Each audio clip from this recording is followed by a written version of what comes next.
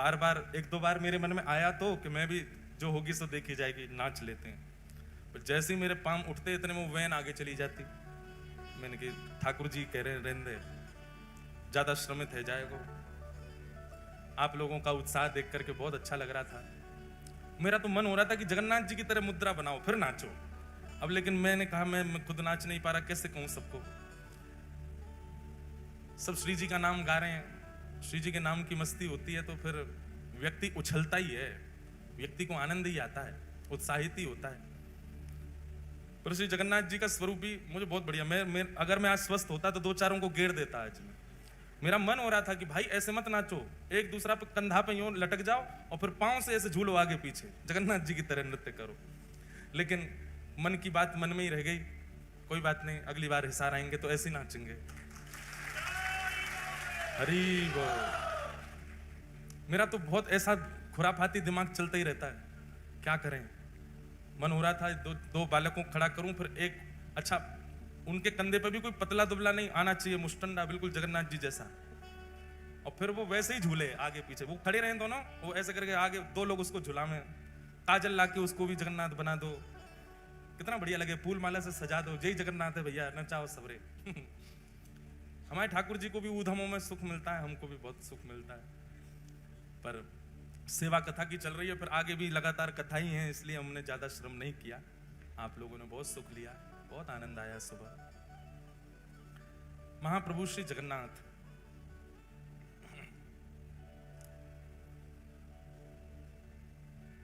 इंद्रद्युम्न राजा की भक्ति से प्रसन्न होकर के कलिकाल में हम आप सबको सुख देने के लिए श्री जगन्नाथ जी पधारे।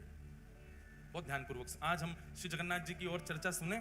कल और परसों 2 दिन हम केवल जगन्नाथ जी के भक्तों की चर्चा सुनेंगे, जयदेव महाप्रभु की चर्चा सुनेंगे, माधव दास जी का चरित्र सुनेंगे, बलराम दास जी का चरित्र सुनेंगे, और अंगद जी का चरित्र सुनेंगे, और कौन है, और श्री चैतन्य महाप्रभु का भाव सुनेंगे,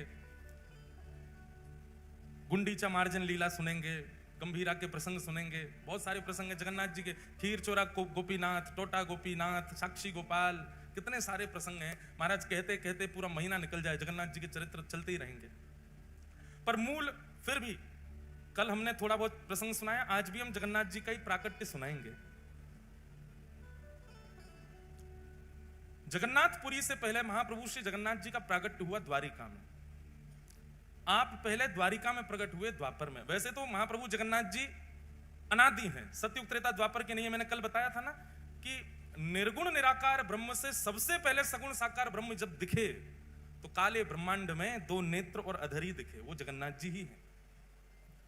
तो सगुण साकार रूप में सबसे पहले दिखने वाले यदि ठाकुर कोई हैं तो वो जगन्नाथ जी। तो आप अनादि हैं, आपके ही रूप को देख करके फिर अन्य अन्य अन्य अन्य रूपों की कल्पना की गई। ऐसे नेत्र हैं, ऐसे अधर हैं, ऐसा मुख है, सब कुछ भाव रखे गए, पर सबसे पहले प्रकट होने वाला रूप महाप्रभु जगन्नाथ जी का ही है। द्वारिका की बात है, भगवान की समस्त पटरानियां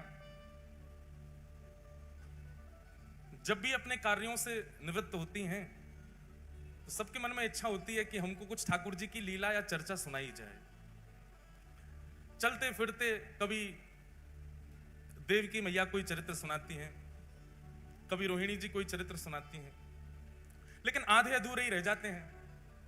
तो एक दिन समस्त कृष्ण पटरानियों ने रोहिणी जी को बुला करके कहा, रोहिणी मैया ऐसी हैं बलराम जी की मैया। बहुत ध्यान से सुनिएगा, रोहिणी मैया का स्वरूप स्वभाव आपको इतना बड़ा सौभाग्य प्राप्त हुआ, ठाकुर जी की ब्रजलीला, मथुरा लीला और द्वारिका लीला, तीनों लीलाओं का संपूर्ण दर्शन करने का सौभाग्य यदि किसी को मिला है तो वो रोहिणी मैया को मिला है। संपूर्ण ब्रजलीला का दर्शन भी रोहिणी मैया ने किया, संपूर्ण मथुरा लीला का और द्वारिका लीला, सारी लीलाओं का दर्शन रोहिणी मैया ने किया है। तो भगवान की पत्नियों ने रोहिणी मैया से कहा, मां आप एक जगह बैठ करके धैर्य पूर्वक ठाकुर जी की संपूर्ण लीला हमको सुनाओ, ब्रज लीला सुनाओ। रोहिणी मैया कहने लगी, जब एक जगह बैठ के ही पूरी कथा होगी तो फिर सबको निमंत्रण दो, सबको बुलाओ, विधिवत कथा होगी, पूरे ब्रजमंडल की लीला हम सुनाएंगे, ठाकुर जी के जन्म से लेकर के अब तक की संपूर्ण लीला सुनाएंगे, सबको बुला के लाओ। बहुत ध्यान पूर्वक शांति से बैठ के सब लोग सुनना। तभी रुक्मणी आदि अष्टपटरानियां कहने लगी, मां सब आएंगे लीला में, लेकिन 3 लोग वर्ज्य रहेंगे। 3 लोगों को निषेध है कथा में आना। रुक्मणी जी बोली कौन? रोहिणी मैया बोली कौन? बोले सबसे पहले तो बलराम जी, जे नहीं आने चाहिए कथा में। रोहिणी मैया बोली वाह, वक्ता के पुत्र को ही नहीं आने दोगे कथा में? हमारे लाला हैं बलराम जी, हम कथा सुनाएंगे, हमारे पुत्र को नहीं आने दोगी? अब मां आप समझो ना, वो जेठ जी हैं, और जेठ के आगे हमको इतना संकोच लगेगा कि जेठ जी बैठे हैं, कभी घूंघट करना, कभी आपने कोई कीर्तन गाया तो नाचने में भी संकोच होगा, जेठ जी बैठे हैं। इसलिए आप कृपा करके उनको तो दूर ही रखना। बेचारे बलराम जी के साथ में एक अन्याय तो हुआ कृष्ण लीला में। इसी कारण से जब रासलीला होती है तो रासलीला में हम गाते हैं, राधा नाचे कृष्ण नाचे, नाचे गोपी जन, मन मेरा बन गया सखीरी पावन वृंदावन। ब्रह्मा भी नाचे, शंकर नाचे, सूरज नाचे, चंद्र नाचे, तारे नाचे, सब ब्रह्मांड नाच रहा है, केवल एकमात्र बलराम जी नहीं नाचे। बलराम जी को रास में भी नहीं आने दिया किसी ने। क्यों? बलराम जी आए तो थे। जैसे ही रास में बलराम जी आए, सब गोपियों ने घूंघट कर लिया। सब जेठ ही मानती हैं इनको, क्योंकि गोपियां भी सब कृष्ण को पति मानती हैं, ये बड़े भैया हैं, जेठ हो गए। जैसे ही गोपियों ने घूंघट किया, गोपियां सब खड़ी हो गई। अब ठाकुर जी हाथ पकड़े, नाचो। गोपियां कहें जेठ जी खड़े हैं, इनके आगे कैसे नाचें? तो ठाकुर जी बोले, दाऊ दादा, ये सब गोपियां नृत्य कर रही हैं, देखो गोपी बने शंकर जी भी घूम रहे हैं, गोपी बने ब्रह्मा जी भी हैं, सब गोपी हैं, आज आपको भी गोपी बन के आना पड़ेगा। दाऊ दादा बोले, मैं बनूंगा गोपी, मैं तो नहीं बनूं। तो बोले अब यहां तो एक ही पुरुष है, मैं, बाकी सब तो गोपी हैं। आप अब संकोच हो रहा है, ठाकुर जी कैसे कहें कि बाहर चले जाओ। बलराम जी समझ गए कि भैया हम बड़े हैवे को दुर्भाग्य हमारो कि हम यहाँ खड़े नहीं रह सकते। बेचारे बलराम जी चले गए। आज भी स्थान है गिरिराज जी की परिक्रमा, अगर कच्ची वाली आपने लगाई हो, भीतर वाली, तो कच्ची परिक्रमा लगाओगे तो वहीं पर स्थान पड़ता है लुक लुक दाऊ जी। क्या नाम है? Look look Dau ji. वहां बैठ करके कुंज में छिप करके श्री दाऊ दादाजी नेत्रों से नीर बहा रहे हैं और रास बिहार का दर्शन कर रहे हैं। वहां से लुक लुक कर रहे हैं, देख रहे हैं रास बिहार, इसलिए उस स्थान का नाम है लुक लुक दाऊ जी। वहां बैठ करके संपूर्ण रास का दर्शन किया बलराम जी ने। आज भी वही हुआ। सब कृष्ण पटरानियां कहने लगी, बोले कि कथा में 3 नहीं आएंगे, सबसे पहले बलराम जी, जेठ जी हैं, उनके आगे हम कथा में संकोच होगा। रोहिणी मैया बोली ठीक है। दूसरा? बोले दूसरी सुभद्रा। बोले सुभद्रा जी क्यों नहीं आएंगे? बोले बहुत चंचल हैं।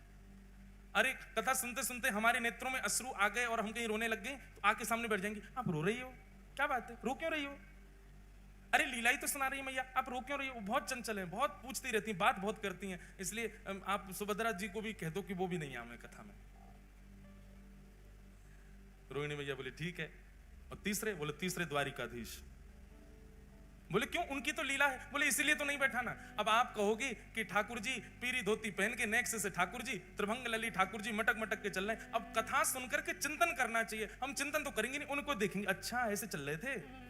आप कहोगी कि वह गोपी के यहां जाकर के ऐसे माखन चुराए हो, तो चिंतन तो हम करेंगे नहीं, उन्हीं को देखती रहेंगी। और कथा में वक्ता के वाणी और वक्ता के अलावा कोई और देखें, किसी और को देखना पड़े तो फिर कथा का रस नहीं आता। आजकल ये हो रहा है, कथाओं में झांकियां बना के रख देते हैं मंच पे। हम कोई विरोध नहीं कर रहे, पर कथा में नहीं होना चाहिए झांकी। कथा में झांकी कब आती है पता है? जब कथा में मन नहीं लगता तो झांकी बना बना के लाते हैं। चलो इससे तो मन लगे लोगों का, वो आकर्षण के लिए होता है, वो मनोरंजन के लिए होता है। कथा में तो वक्ता की वाणी सुनो, नेत्र बंद करके जो वो कह रहे हैं उसका चिंतन चित्त में करो। मन का मंथन होना चाहिए, मनोरंजन नहीं। और क्षमा करें, अगर द्वारिकाधीश यहां बैठ गए तो आप बोलोगी, हम चिंतन करेंगे किसका? हमारे सामने बैठे हैं जिनकी आप कथा सुना रही है, तो इसलिए उन्हीं को देखती रहेंगी हम तो। और फिर स्वभाव आ जाता है ना, जिसकी प्रशंसा सुनाई जाती है तो हम उसको अच्छा तेरी बात बता रहे हैं, ऐसे करता है, ये होता है। और बोले आप कुछ भी बताओगी, हम श्री कृष्ण को, अच्छा तो ये सब किया आपने। तो इस कारण से कथा में वो भाव नहीं बन पाएगा जो बनना चाहिए। इसलिए ठाकुर जी को भी कथा में मत बुलाओ।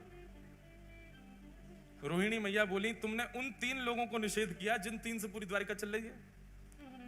द्वारिका में पत्ता नहीं हिलता इन तीनों के बिना, और तुम कह रही हो कि तुम पूरी कथा सुन लोगी इन तीनों के बिना। बहुत ध्यानपूर्वक सुनिएगा, उपचार कुछ सोचो, कुछ विचार करो कि ये 3 कैसे रुकेंगे कथा में आने से। तो भगवान की पत्नियों में सबसे ज्यादा बुद्धिमान है सत्यभामा। रुक्मणी जी तो बहुत सीधी हैं, रुक्मणी जी बहुत सहज है। रुक्मणी जी तो कह भी रही थी आने दो कोई बात नहीं, पीछे बैठ जाएंगे तीनों। सत्यभामा ही अड़ी है, ना ना ना ना तीनों नहीं आने चाहिए।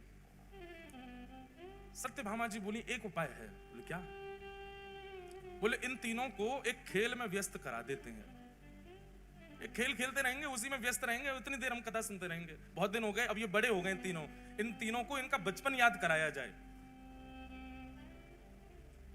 रोहिणी मैया बोली वो कैसे होगा? बोले जिस दिन ये तीनों संग बैठे होंगे हम उनके सामने चौसर खेलेंगे। चौसर बहुत प्रिय है तीनों को, और चौसर भी गलत सलत खेलेंगे, तो हमको सही करने के लिए वो तीनों बैठ जाएंगे, और तीनों जैसे बैठेंगे चौसर खेलते खेलते उसी में व्यस्त हो जाएंगे, और हम यहाँ आकर के कथा सुनने लग जाएंगे। रोहिणी मैया बोली ठीक है, तुम्हारी तरकीब अच्छी है, लगाओ। वही हुआ। एक दिन सत्यभामा, जामवती, रुक्मणी जी, कालिंदी सारी सब बैठी हैं, और सब बैठ करके चौसर खेल रही हैं। और चौसर खेलते खेलते अब जोर जोर से हंसने की आवाज आई, तो सुभद्रा जी ने तुरंत देखा, बोले हो क्या रहा है? देखा तो भाभियां सब खेल रही हैं। आकर के सुभद्रा जी जब देखने लगी तो देख के बोली ये तो गलत खेल रही हैं, ऐसे थोड़ी खेला जाता है। रुको, मैं भैया को बुला के लाती हूँ, मैं दिखाती हूँ कैसे खेलते हैं, हम तीनों तो निपुण हैं। और तुरंत कृष्ण बलराम को लेकर के सुभद्रा जी आई और चौसर की सेज पर बैठ गई, और वहां चौसर खेल खेल के दिखाने लगी।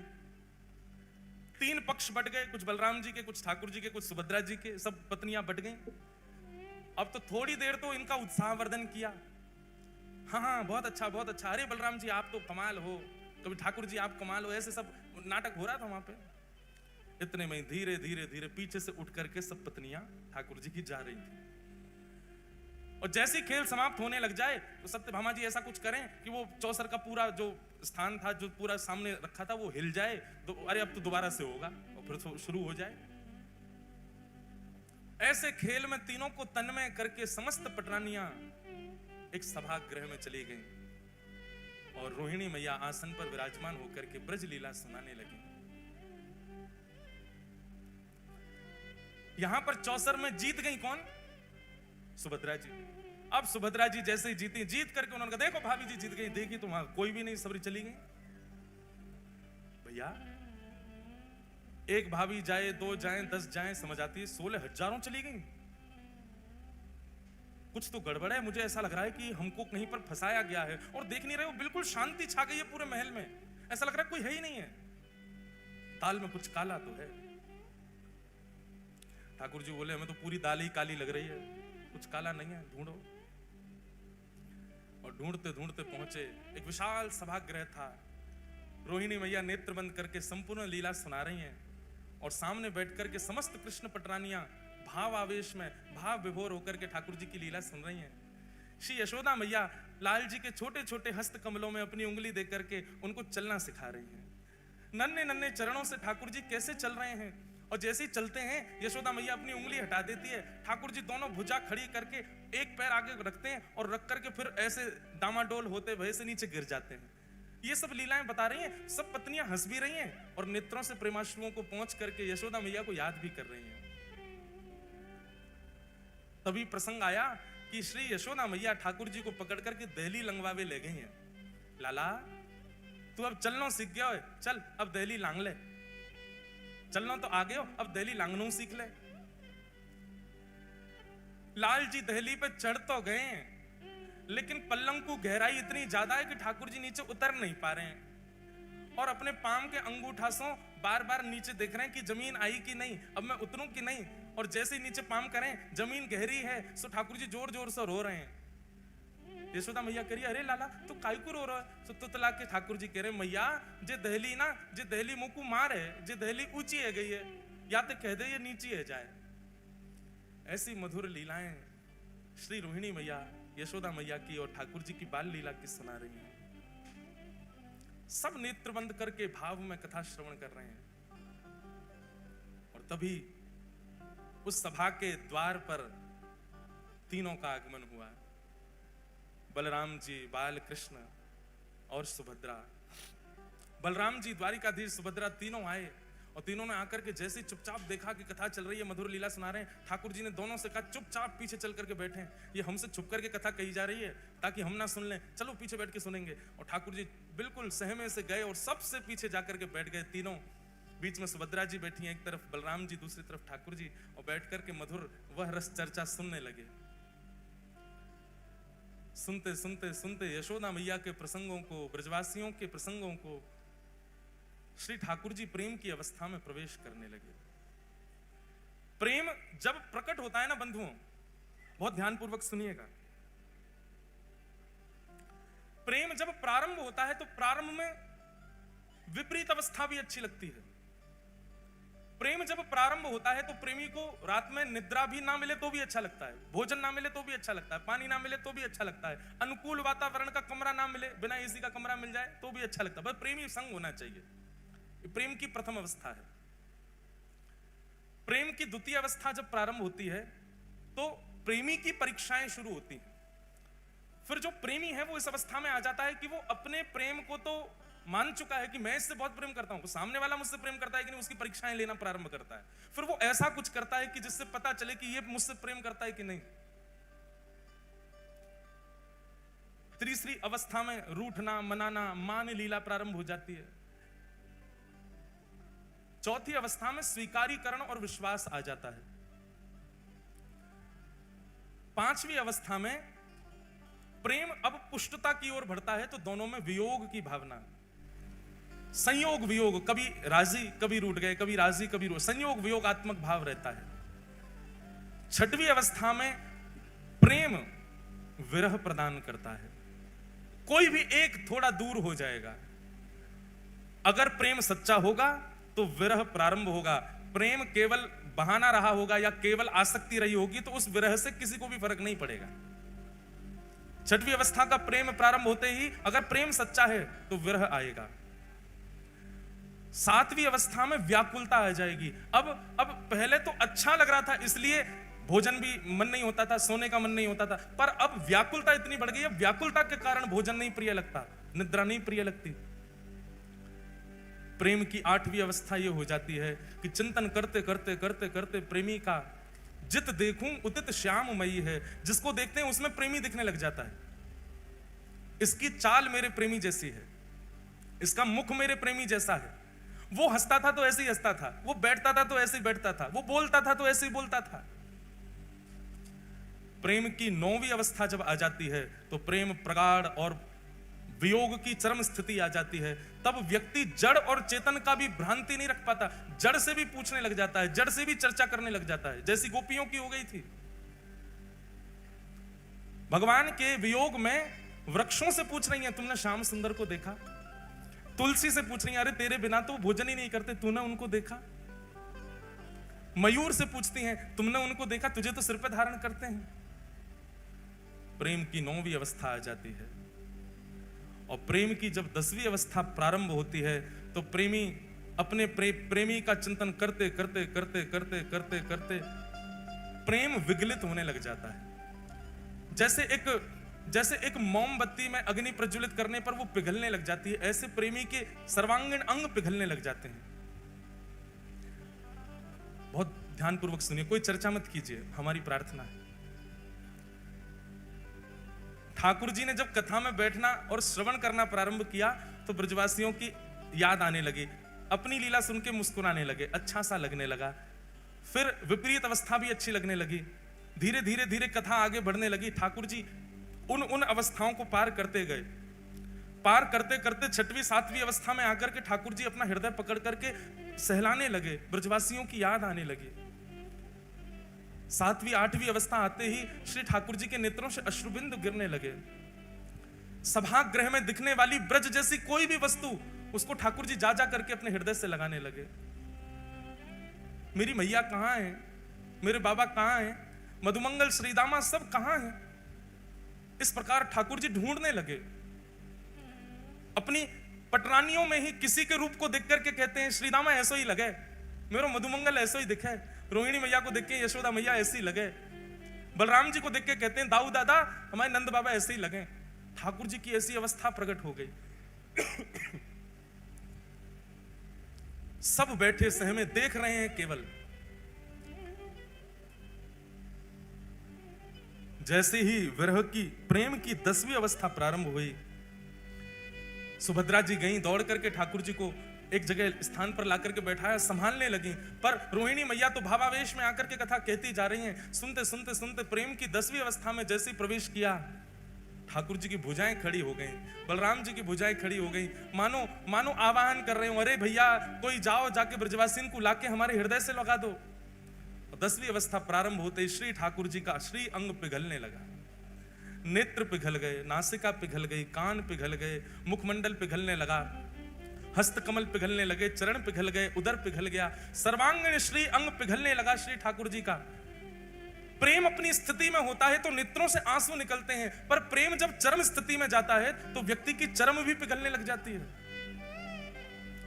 हम संसारी मानव पांचवी श्रेणी से ऊपर नहीं जा सकते प्रेम की में, क्योंकि हमारा प्रेम इतना है ही नहीं। उससे ऊपर की स्थिति में जाते ही सबको अपना स्वार्थ दिखने लग जाता है। हम कभी 10वीं अवस्था, 9वीं अवस्था, 7वीं अवस्था में नहीं जा सकते। हमारी स्थिति केवल पंचम अवस्था तक है। जैसे वियोग प्रारंभ होता है, वियोग आते ही हमको अपना स्वार्थ दिखता है, और स्वार्थ दिखते ही हम अपने प्रेमी का त्याग कर देते हैं। उससे मिलने वाले विरह को हम सह नहीं पाते। ठाकुर जी का श्री अंग पिघलने लगा। ठाकुर जी की इस अवस्था को देख करके देवता त्राहि माम करके दौड़ने लगे। दौड़े दौड़े गए श्री नारद जी के पास, और नारद जी से जाके कहा, नारद जी कुछ करिए। अगर रोहिणी मैया की कथा को अभी रोका नहीं गया तो श्री ठाकुर जी संपूर्ण जल निमग्न हो जाएंगे।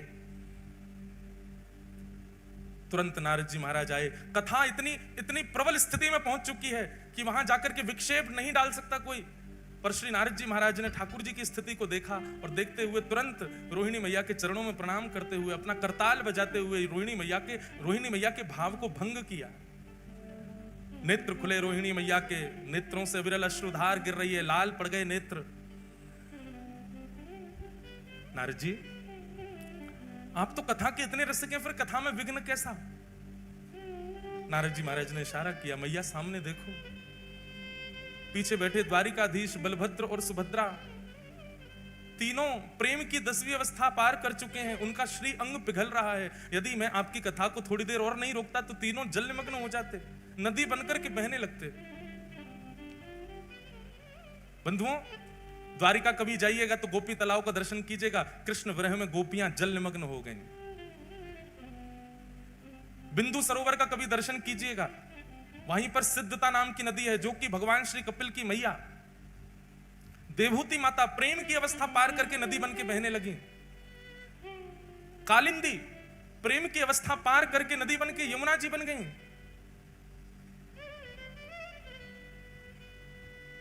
भगवान शिव का प्रेम ही श्री गंगा के रूप में परिवर्तित हो गया। प्रेम की अवस्था को जिसने पार किया वो बहने लगा।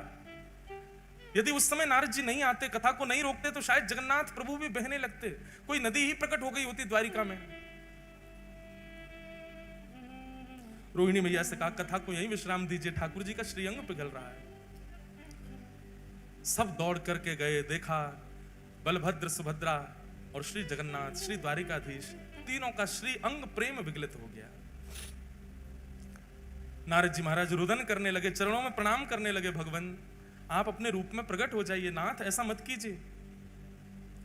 जगन्नाथ द्वारिकाधीश कहने लगे, नारद जी पूरे विश्व को बताने के लिए कि प्रेम की अवस्था क्या होती है, यह स्वरूप मेरा सदा तुम्हारे चित्त में रहेगा। मैं अभी अपने पूर्व रूप में आ जाऊंगा, पर मेरे इस स्वरूप को तुम अपने चित्त में धारण करके रखो।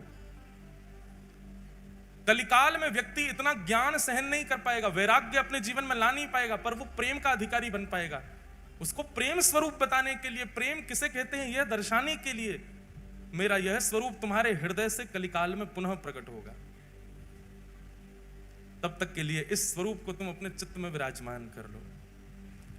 और वही ब्रजवासियों का प्रेम, वही श्री किशोरी जी, वही नंद बाबा यशोदा मैया के विरह में प्रेम जो प्रकट हुआ द्वारिकाधीश का, वही रूप कलिकाल में इंद्रद्युम्न राजा के द्वारा इस धराधाम पर प्रकट हुआ, जिनका नाम विश्व प्रसिद्ध श्री जगन्नाथ हुआ।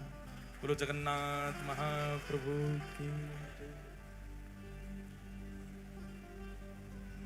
ब्रजवासियों के प्रेम में श्री महाप्रभु जगन्नाथ जी पिघल गए, और तब यह रूप प्रकट हुआ। बंधुओं, संसार में सब प्रेमी अपने आप को दिखाते बताते हैं, पर प्रेम तो केवल ठाकुर जी जानते हैं और कोई नहीं जानता।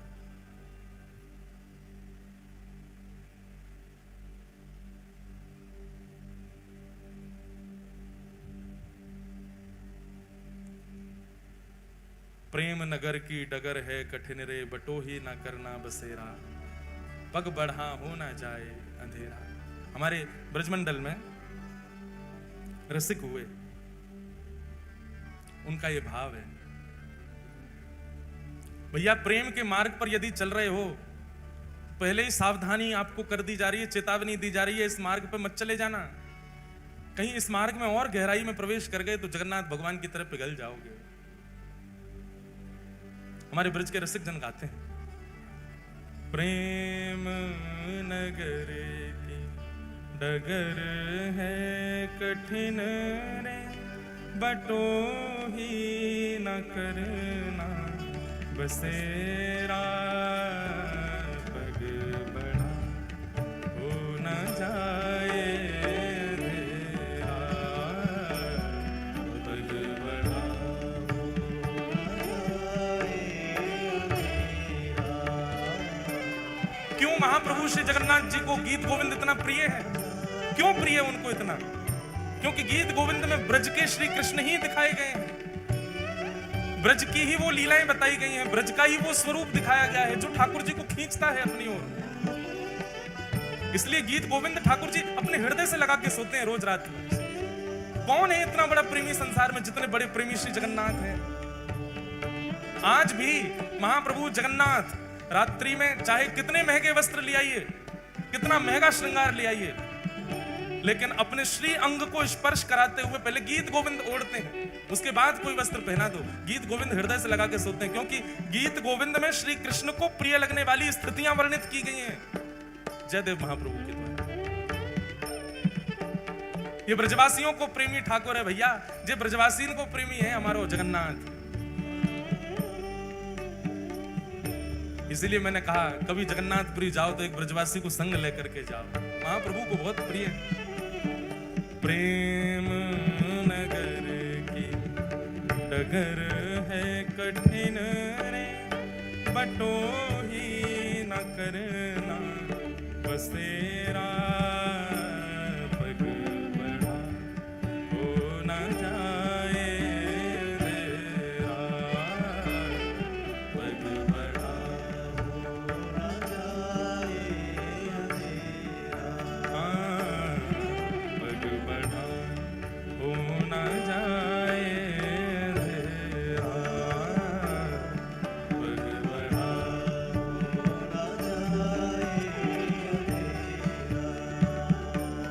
हो मन का रतन रख जतन से अनाड़ी, मन का रतन रख जतन से अनाड़ी, मन का रतन रख जतन से अनाड़ी, मन का रतन रख जतन से अनाड़ी। क्यों? यहाँ आगे चोरों की बस्ती है भारी, यहाँ आगे चोरों की बस्ती है भारी, हाँ यहाँ आगे चोरों की बस्ती है भारी, यहाँ आगे चोरों की बस्ती है भारी। ज्ञानी लुटे गुमानी यहाँ पल में लुट जाए लाखों का घेरा,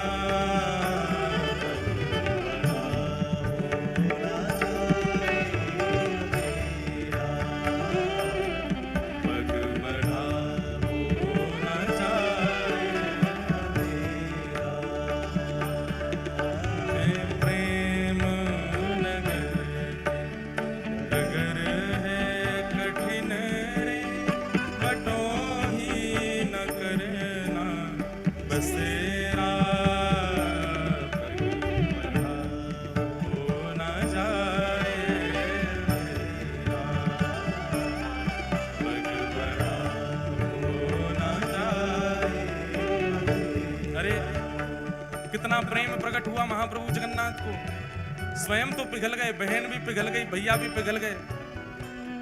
पर जिन आयुधों को संग में रखते हैं श्री ठाकुर जी राक्षसों का दमन करने के लिए, भक्तों की रक्षा के लिए, उनमें भी श्री सुदर्शन जी महाराज, उनको भी पिघला दिया। वो भी वहां पर तीक्ष्ण नहीं है। जगन्नाथपुरी में श्री सुदर्शन जी महाराज भी तीव्र नहीं है, तीक्ष्ण नहीं है, वे भी पिघले हुए खड़े हैं, उनको भी प्रेमी बना दिया, वो भी पिघले हुए खड़े। कैसा प्रेम महाप्रभु का रहा होगा। बादल विपद की अंधेरी है रातें, बादल विपद की अंधेरी है रातें। हमारे वृंदावन में स्वामी राम स्वरूप जी का नाम सुना आप लोगों ने? रासाचार्य स्वामी राम स्वरूप जी महाराज, उनके पूज्य पिताजी श्री मेघश्याम जी, उनका ये पद है। उनकी गोद में ठाकुर जी खेलते थे। क्या कह रहे हैं? बादल विपद की अंधेरी है रातें, बादल विपद की अंधेरी है रातें। भजन सार सब झूठी दुनिया की बातें, भजन केवल सार भजन है, बाकी सब झूठ है। भजन सार सब झूठी दुनिया की बात, भजन सार सब झूठी दुनिया की बात। लखों श्याम पुत्रिन में उनकी झलक, मित्र हो जाए पल में सवेरा,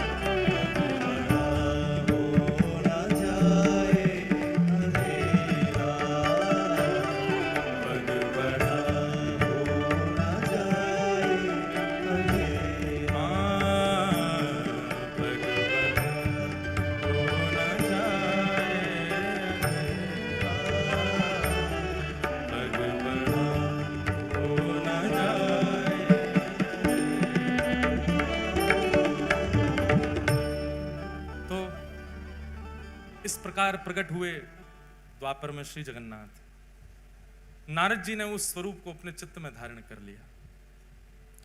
फिर इसी कलिकाल में इंद्रद्युम्न नाम के राजा हुए। पूर्व के संस्कार उनके इतने सुदृढ़ थे। देखो बंधुओं, भक्त दो ही लोग बनते हैं, बहुत ध्यान से सुनिएगा। भक्त दो ही लोग बनते हैं, या तो वो जिसके पूर्व का भजन बहुत है, थोड़ा बहुत शेष रह गया तो इस जन्म में वो भक्त बन गया।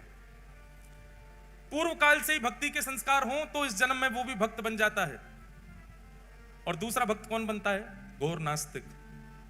ऐसा ठोकर पड़े, ऐसी झटका लगे जीवन में कि वो भक्त बन जाता है। दो ही प्रकार के लोग अमूमन भक्त बनते हैं, परसेंटेज इन्हीं दोनों के ज्यादा है। तो इंद्रद्युम्न राजा के पूर्व के संस्कार बहुत ध्यानपूर्वक सुनिएगा। ठाकुर जी ऐसे नहीं प्रकट होते, ऐसे संस्कार हो तब ठाकुर जी आते हैं जीवन में। इंद्रद्युम्न राजा, बचपन से ही उसके अंदर इतनी भक्ति थी, इतना भाव था। भक्ति भाव का मतलब आप क्या समझते हैं? ठाकुर जी के प्रति भक्ति होना, ठाकुर जी के प्रति भाव होना, ये तो सबके अंदर हो जाता है। असली भक्त वाकू मानो, जाको जाको प्रेम हरि जनन सो हो। कौन से? हरि जन से। हरि जन मतलब हरि के दुतास है, उनसे जो प्रेम करते हो। हम एक बात कथा में कहते हैं कि महाप्रभु श्री जगन्नाथ जी के दर्शन करके आप जितना उछलते हो, राधा रमन जी के कपाट लगे, अचानक गोसाई जी कपाट खोलते हैं तो जैसे महाराज सबकी भुजाएं खड़ी हो जाती है, नेत्र अपलक हो जाते हैं, हृदय में प्रसन्नता हो जाती है। राधा वल्लभ जी के दर्शन होते ही महाराज हृदय में अत्यंत शांति, अत्यंत शीतलता का अनुभव होता है। ठीक वैसा ही अनुभव किसी वैष्णव जन को देख करके होता हो तो मानो कि आप वैष्णव हो, तो मानो कि आप भक्त हो। हरिजन सो प्रीति नाही, अगर हरिजन से प्रीति नहीं है तो हरि से प्रीति नहीं। इंद्रद्युम्न राजा का एक नियम था कि आप अपने नगर में सेना खड़ी करके रखते थे चारों ओर। सब राजाओं की सेना खड़ी रहती है सुरक्षा में, लेकिन आपकी सेना का एक ही काम था, बहुत ध्यानपूर्वक सुनिएगा। क्या? नगर में आने वाले हर व्यक्ति से पूछना कि वो कहां से आया है, और नगर से जाने वाले व्यक्ति से पूछना वो कहां जा रहा है। यदि आने वाला व्यक्ति और जाने वाला व्यक्ति किसी तीर्थ या धाम का नाम ले दे, उसको पकड़ करके राजा के पास ले जाओ। आने वाला व्यक्ति अगर ये कह दे कि मैं बद्रीनाथ से आया हूं, तो जैसे किसी नगर में प्रवेश करते हैं तो वहां के सिपाही जन खड़े होकर के लाइन लगवाते हैं, बोले हाँ एक एक करके बताते जाओ अपना परिचय, कहां से आए हो। अगर वो कहते हैं कि हम फलाने नगर से आए हैं, फलाने गांव से आए, तो उनको जाने दिया जाता। कोई कहता हम वृंदावन से आए हैं, कोई कहता हम अयोध्या से आए हैं, बद्रीनाथ से, इधर खड़े होते जाओ सब। अब सब भक्तों को लगे भैया ये क्या होगा पता नहीं हमारे साथ, सब घबरा जाए, भैया क्या करोगे? बोले कुछ नहीं, हमारे राजा से आपको मिलना पड़ेगा। बोले हम पे कर नहीं है कुछ देने को, बोले कुछ देना करना नहीं है, हमारे राजा बस मिलना चाहते हैं। और जितने वैष्णव इकट्ठे होते तीर्थ से आने वाले, सबको लेकर के इंद्रद्युम्न की सभा में जाया जाता। इंद्रद्युम्न को बताया जाता ये वृंदावन से, ये काशी से, ये वहां से, वहां, सब तीर्थों के नाम। इंद्रद्युम्न अपनी सभा पूरी करके सबको एक कमरे में बिठाता और सामने बैठ करके एक एक करके उनको बुलाता। बोले आप उस स्थान का वर्णन कीजिए, वृंदावन कैसा है। और नेत्र बंद करके इंद्रद्युम्न केवल उसका अनुभव करता था।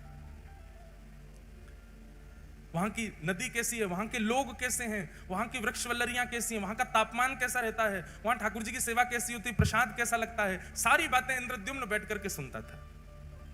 एक अद्भुत भक्ति का प्रकार था इंद्रद्युम्न का। और जब वो अपनी पूरी बात कर देते तो उनको खूब सारा धन धान्य देता, उनके चरण धोता, उनके चरण दल को पीता और कहता अगली बार कभी आप तीर्थ से आओ तो मेरे लिए कुछ प्रसाद लाना। तीर्थ जाने वाले जो लोग होते थे नगर से, उनको अपने पास बुलाता, कहां जाओगे, कहां रुकोगे, वहां कैसे करोगे, क्या करोगे, रास्ता कैसा है, कैसे जाओगे, व्यवस्था कर देता रास्ते की। और कहता लौट के आओ तो मुझसे जरूर मिलना, बताना कैसा लगा वहां पे, मैं तो राजा हूं, कार्यकाल छोड़ के जा नहीं सकता। ऐसी उसकी भक्ति। हमारे वृंदावन में भी ऐसी भक्ति होती है, इसी को मानसी भक्ति कहते हैं। इंद्रद्युम्न राजा मानसी यात्रा करता था, सारे तीर्थ घूमे थे उसने केवल मन ही मन से। और इसी मानसी यात्रा करने का उसको एक दिन फल क्या, रात्रि में जब सोता था तो चिंतन में वो तीर्थ धाम और वहां के ठाकुर ही उसको दिखाई देते थे। एक दिन ऐसे ही पूछते पूछते पूछते वैष्णवों से, उनके संग बैठ के सत्संग करते करते रात्रि में इंद्रद्युम्न सोए। और जैसे ही सोया, स्वप्न में उसको एक पर्वत दिखाई दिया। उस पर्वत में सुंदर गुफा है और उस गुफा के भीतर त्रिभंग लली श्याम सुंदर बिल्कुल नील मणि की तरह चमक रहे हैं। अद्भुत उनकी छटा, ऐसा अद्भुत दर्शन करने लगा। उनका दर्शन करके नेत्र आनंदित हो गए।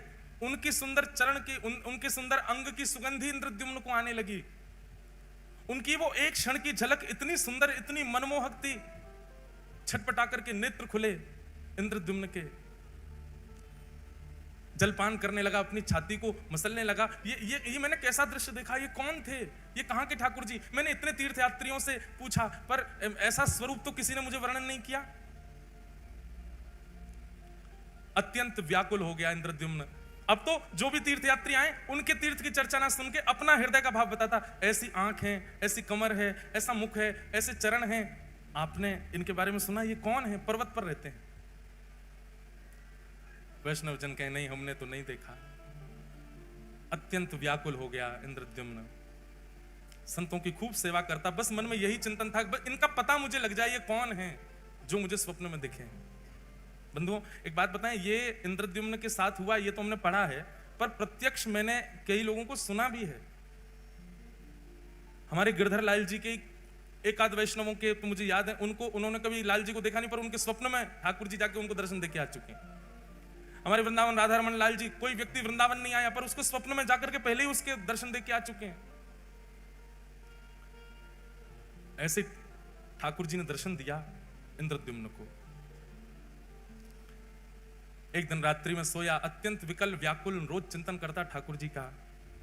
तभी उसके स्वप्न में पुनः वह ठाकुर जी प्रकट हुए और प्रकट होकर के उन्होंने अपना नाम बताया, हे इंद्रद्युम्न, मैं नील माधव हूं, मैं तुम्हारी भक्ति से बहुत प्रसन्न हूं और तुम पर अनुग्रह करना चाहता हूं। नीलाचल पर्वत पर मेरा निवास है, कुछ आदिवासियों से ही मैं अपनी सेवा कराता हूं, इससे ज्यादा संकेत मैं नहीं दे सकता, तुम स्वयं खोज करके मेरे इस अनुग्रह को स्वीकार करो। इंद्रद्युम्न अत्यंत प्रसन्न हो गया, थोड़े थोड़े संकेत उसको मिल गए थे। इंद्रद्युम्न ने अपने भाई, जिनका नाम था विद्यापति, बहुत ध्यानपूर्वक सुनो, विद्यापति को कहा कि लीलाचल पर्वत है, वहां पर आदिवासी सेवा करते हैं, नीलमाधव भगवान वहां पर विराज रहे हैं, तुम जाकर के उनकी सुध लेकर के आओ, वो ठाकुर जी मुझ पर कृपा करना चाहते हैं। तब विद्यापति नीलाचल पर्वत के पास गए और वहां जाकर के उन्होंने देखा तो सब कोल भील हैं, सब वन के लोग हैं, आदिवासी हैं, और वो सब वहां पर रहते हैं, रह करके कैसे सेवा करते हैं, क्या करते हैं, वो सब का थोड़ा थोड़ा अनुभव करने लगा। तभी एक दिन एक कन्या पर उसकी दृष्टि गई, अत्यंत भोली सीधी कन्या, उसका नाम था ललिता। उन्हीं आदिवासियों के सरदार की वो बेटी थी। विद्यापति ने कहा, यदि मैं इसको अपना मित्र बना लूं या इससे कोई संबंध रखूं तो मुझे नीलमाधव भगवान जल्दी मिलेंगे। एक दिन वंचर जीवों के बीच में जबरदस्ती स्वयं को उसने डाल दिया। वंचर जीव उसको कहीं से खा गए, कहीं से काट गए, कहीं पर अपने नाखून मार गए और पूरे रक्त में रंगित अपने तन को लेकर के वन में पड़ा पड़ा विद्यापति रो रहा था। तभी वो जो आदिवासी थे, उनकी पुत्री ललिता वहीं से जल भर के जा रही थी। भगवान देखो कितने पापड़ बेलने पड़ते हैं तब आते हैं ठाकुर जी। हम जामे और वहां पे भी जाके दुकानदार को पैसा देके ठाकुर जी उठा लाते हैं, और उसमें भी मोल भाव करते हैं, कम कर, इतने महंगे ठाकुर जी। ठाकुर जी को भी गोद में आके लगती होगी, अरे ये पैसा तो को कम लग रहे हैं, पूरा ब्रह्मांड लुटा देगी तो ना खरीद पाएगी मुझे, या तो मोल भाव और कर रही है। हमने अभी एक कथा जलंधर में एक बात कही कि भैया, किसी व्यक्ति ने मुझसे प्रश्न किया कि महाराज जी, हम ठाकुर जी वृंदावन से लेकर के आते हैं या कोई भी लेता है, उसका पैसा देते हैं तो मन में ये बात बनी रहती है कि हमने ठाकुर जी खरीदे हैं, हमको पैसे देने से मना नहीं है, हम देना चाहते हैं, पर ये भावना चित्त से जानी चाहिए कि हमने ठाकुर जी खरीदे हैं, उसका क्या करें। हमारे मन में जो आया वो बताया मैंने कि सुनो, आप उसको ये मत समझो कि आप धन देकर के खरीद के लाए हो। आप ये सोचो, ये ठाकुर जी जादना पधारे, जादना रूप बनो, वही दना इनने मुकु चुन लियो। अब ये प्रतीक्षा कर रहे हैं हिसार की वो माता जी कब आएंगी या हिसार के वो भैया कब आएंगे, उनके संग में जाऊंगा। अब आप गए 1 साल 2 साल बाद, ठाकुर जी के बनने के बाद, ठाकुर जी के प्रकट होने के बाद, तो 2 साल तक ठाकुर जी जिसके घर पर रहे, उसके यहां से जब अपने ठाकुर जी ले जा रहे हो तो 2 साल वाने आपके ठाकुर जी की रक्षा करी, ठाकुर जी को विराजमान कियो, ठाकुर जी को श्रृंगार दियो, या भाव से वाकू बधाई दे करके आओ कि भैया हम तुमको बधाई दे रहे हैं, तुमने हमारे हृदय के ठाकुर जी अपने पास रखे। और सुनो, वो जितनो बतावे वहां में कछु बढ़ा के दे के आओ, बधाई दे के आओ। और जब जब वृंदावन जाओ, हम अपने लाल जी, जिन्होंने हमको लाल जी प्रदान किए, वैष्णव हैं नाथद्वार के, ठाकुर जी का स्वरूप ही बनाते हैं वो, उनको हमने मामा जी का संबंध बना रखा उनसे। जब भी जाएंगे नाथद्वारा उनके यहाँ जरूर जाएंगे, उनको कुछ कुछ भेंट दे के आएंगे, कुछ करके आएंगे, बधाई दे के आएंगे। अभी नाथद्वारा में उत्सव है तो उनको भी बुलाएंगे, सम्मान करेंगे, भैया हमारे लाल जी के मामा जी हैं, इतने साल तक 5 साल लाल जी उनके पास रहे, 5 साल तक प्रतीक्षा करी उनने, 5 साल बाद पधारे ठाकुर जी। हमारी प्रथम कथा जो द्वारिका में हुई, उस कथा के प्रथम दिन से श्री ठाकुर जी का प्राकट्य होना प्रारंभ हुआ था, और 8वें दिन जिस दिन कथा विश्राम हुई, 8 दिन में ठाकुर जी का स्वरूप प्रकट हो गया था। उन्होंने तब से सोच लिया तो जिनकी कथा सुन के ये बने हैं, ये उन्हीं के पास ही जाएंगे। 5 साल ठाकुर जी ने प्रतीक्षा की, उसके बाद ठाकुर जी पधारे लाल जी, उनको बधाई देते हैं जब भी जाते हैं। ठाकुर जी ऐसे ही नहीं आते भैया, बहुत श्रम करना पड़े, परिश्रम करना पड़े। तो विद्यापति ने अपने आप को जबरदस्ती जानवरों से कटवाया और उस मार्ग पर गिर गया जहां से ललिता रोज जल भर के लाती थी। उसने जब देखा कि ये घायल पड़ा है, तुरंत उसको उठा करके अपने घर ले गए। सब लोग इधर देखो, बहुत ध्यान से कथा सुनो। श्री जगन्नाथ प्रभु कैसे पधारे, कैसे प्रकट भये, उसकी पूरी लीला है। विद्यापति को लेकर के घर गई, पिताजी से जाके कहा, पिताजी ये घायल व्यक्ति है, मैं इसको ले आई हूं, आप इसकी चिकित्सा करो। ललिता के पिताजी का नाम था विश्व वसु। आज भी श्री जगन्नाथ जी की रथ यात्रा में विशेष सेवा उसी वंश की है।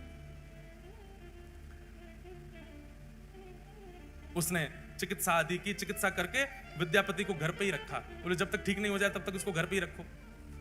दोनों पिता और पुत्री मिलकर के उसकी खूब सेवा करते। धीरे धीरे विद्यापति ठीक होने लगा। उसकी तो पूर्व से साजिश थी, अब इसको साजिश कहना थोड़ा अटपटा लगता है, पर उसकी पूर्व से योजना थी कि मुझे नील माधव भगवान चाहिए, उसके लिए चाहे जो करना पड़े। धीरे धीरे ठीक हुआ। ठीक होकर के अब वो उसी घर में ही रहने लगा। विश्व वसु के साथ में उनका जो काम था खेती बाड़ी आदि वो कराने लगा। ललिता के साथ में थोड़ी उसने मित्रता कर ली। धीरे धीरे ललिता से प्रेम कर लिया, क्योंकि नील माधव भगवान की सेवा बहुत गुप्त रूप से होती थी। किसी को पता नहीं होता था कौन करता है, कैसे करता है, कहां है ठाकुर जी। उसके लिए ये सब करना बहुत जरूरी था उसको। विद्यापति ने धीरे धीरे धीरे उन समस्त कोल भीलों से, उन समस्त आदिवासियों में अपना स्थान बना लिया। आप तो सब उसको अपने परिवार जैसा समझने लगे। और एक दिन ललिता ने अपने पिताजी से कहा, मुझे बहुत प्रिय है, आप मेरा इसी से ब्याह करा दो। विद्यापति से पूछा, तुम ब्याह करोगे हमारी पुत्री से? बोले कि मेरा तो परिवार ही नहीं है, मैं तो आपका हूं, आप करा दो ब्याह। और ललिता के साथ में विद्यापति का ब्याह हो गया। विद्यापति कौन है? विद्यापति कौन है? इंद्रद्युम्न राजा का भाई। अगर भूल भाल मत जाइए, बात पूरी कथा सुनते रहो।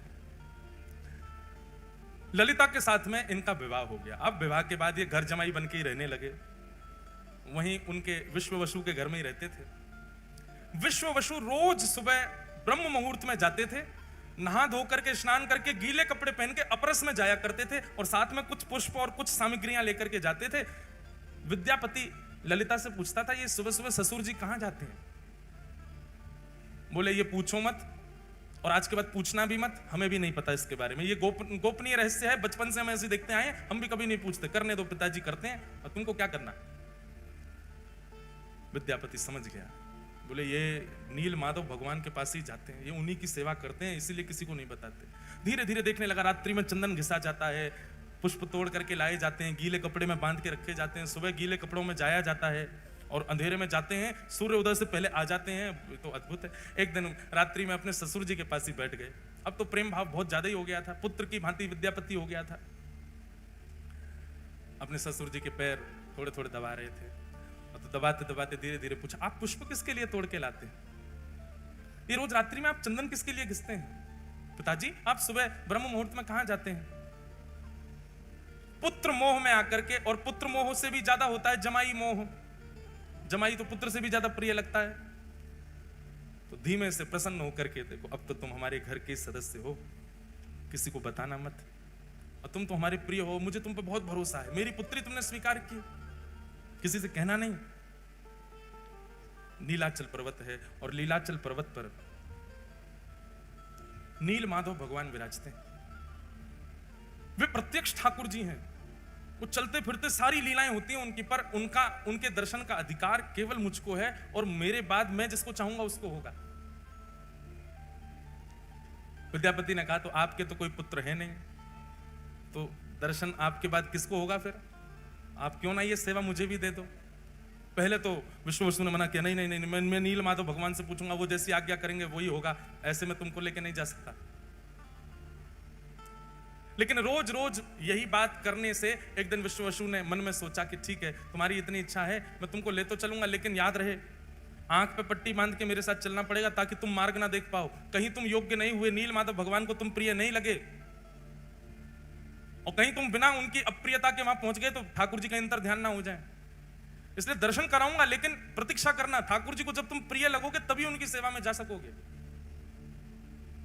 और अगले ही दिन आंखों पर पट्टी बांधी विद्यापति के, और उसके ससुर जी विश्व वसु उनको लेकर के जा रहे।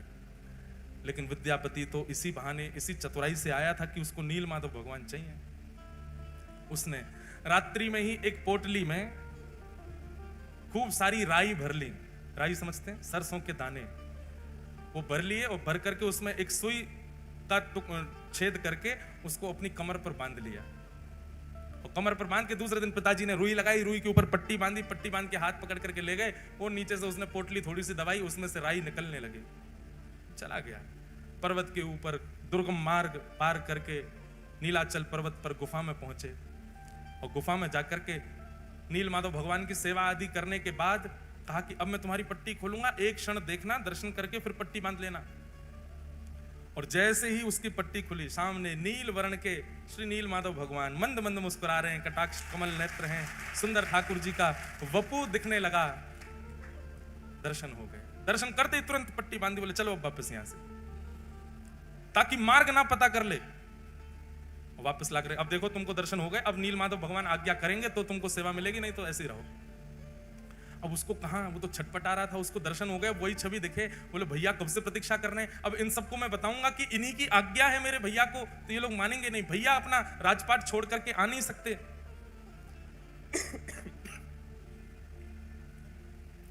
विद्यापति ने कुछ दिन प्रतीक्षा की।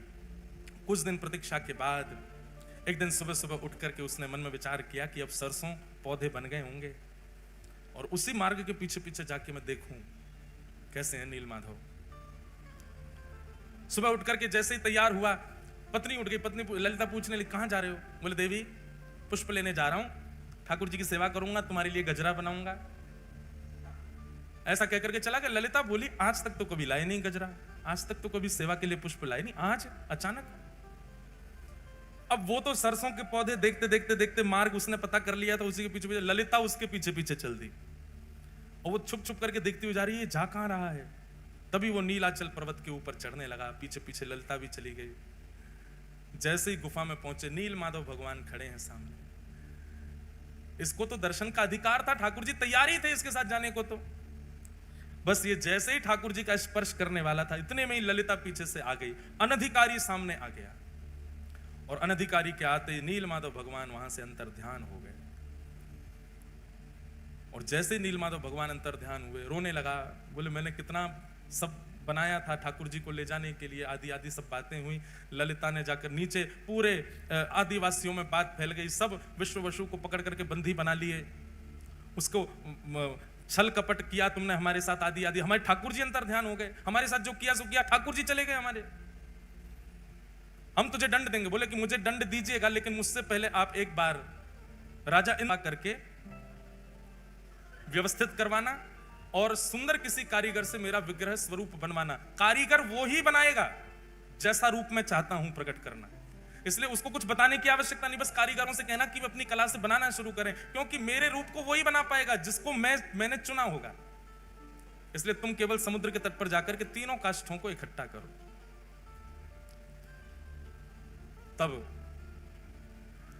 जो तिथि समय भगवान ने बताया था, उसी तिथि समय पर गए, जाकर के देखा तो 3 काष्ठ बहते हुए, 3 दारू, दारू मतलब लकड़ी, बहती हुई समुद्र में से आई। और उन तीनों को इंद्रद्युम्न राजा ने अपने पूरी सेना से उठवाने का प्रयास किया, पर कोई हिला नहीं पाया। उठाना तो बहुत दूर की बात। तब नील माधव भगवान की जिन्होंने अनन्य सेवा, अनंत सेवा की, विश्ववसु को ही पुनः बुलाया गया और उन्होंने आकर के चंद लोगों ने उठाया, तो वो दारू ब्रह्म अपने आप उठ गए और ले जाकर के उनको गुंडीचा की रानी के महल में रखवाया। इंद्रद्युम्न राजा ने दुनिया के श्रेष्ठ से श्रेष्ठ कारीगरों को बुलाया। ये लकड़ियां हैं 3 और आपको इनसे स्वरूप, कैसा स्वरूप बना, बोलो जैसा तुम्हारा मन करे वैसा बनाओ। वर्णन आता है कि महाराज बड़े से बड़े कारीगर आ गए, छेनी हथौड़ा रख करके स्वरूप निर्माण करना चाहें, पर वो छेनी हथौड़ा चलावें तो जैसे मानो ऐसा लगे लोहे पर चला रहे हो, चिंगारियां निकलती हैं, पर एक एक रत्ती भर भी उसमें छिद्र नहीं हो पाता। बड़े बड़े कारीगर अपने छेनी हथौड़ा टूटे हुए राजा इंद्रद्युम्न के सामने रख देते, क्षमा करो भगवान हम नहीं बना पा रहे। फिर कोई बंगाल से आता, बोले हम करके दिखाएंगे, वो भी नहीं बना पाते। फिर कोई कहीं से आता, वो भी नहीं बना पाते। तो भगवान ने आज्ञा की, त्रिलोकी के सबसे बड़े चित्रकारी में, कार्य कलाकारी में माहिर श्री विश्वकर्मा जी को बोले आप जाओ और जाकर के मेरा वही रूप प्रकट करो जो नारद जी के चित्त में विराज रहा है। तब विश्वकर्मा जी एक वृद्ध कारीगर, एक मूर्तिकार के रूप में आए, दीनहीन से बिल्कुल पीछे खड़े थे सबसे। इंद्रद्युम्न राजा कारीगरों से कह रहा था, बोले मैं धन देने में कोई कमी नहीं छोड़ रहा, आप क्यों नहीं बना पा रहे? बोले क्या करें, हमारी छेनी हथौड़े ही टूट जाते हैं। तब सबसे पीछे खड़े वयोवृद्ध उस कारीगर ने कहा, महाराज मुझे सेवा दें। इंद्रद्युम्न ने उपहास कर दिया, बोले इतने बड़े बड़े नहीं कर पा रहे आप वयोवृद्ध, आपकी लकड़ियां बाट देख रही हैं शमशान घाट में, आप बनाओगे? तब आपकी पत्नी गुंडीचा के हृदय में भाव आया, बोले वो कह रहे हैं, एक बार सबने प्रयास किया तो उनको भी करने दो, ठीक है आप भी प्रयास करके देखिए। तब उस कारीगर ने कहा, देखिए प्रयास तो करूंगा लेकिन मेरी कुछ शर्तें हैं। बोले क्या शर्तें हैं? बोले पहली बात, मैं जब ठाकुर जी का स्वरूप बनाऊं उस समय कोई आएगा नहीं। 21 दिनों तक मैं और काष्ठ एकांत में रहेंगे। राजा मैंने तुमको देखा, तुम हर 5 मिनट में जा जाके देखते हो कुछ हुआ कि नहीं हुआ, कुछ हुआ, ऐसा नहीं। 21 दिन तक तुम आओगे भी नहीं उस स्थान पर जहां ठाकुर जी का विग्रह बन रहा होगा। राजा बोला, हमको कैसे पता चलेगा कि आप बना रहे हो? बोले बाहर खड़े खड़े छेनी हथौड़ा और जो भी प्रयोग हो रहे होंगे सामग्री, उनकी ध्वनि से तुमको पता चल जाएगा कि स्वरूप बन रहा है ठाकुर जी का। 21 दिन तक कोई नहीं आएगा, ये मेरी शर्त है।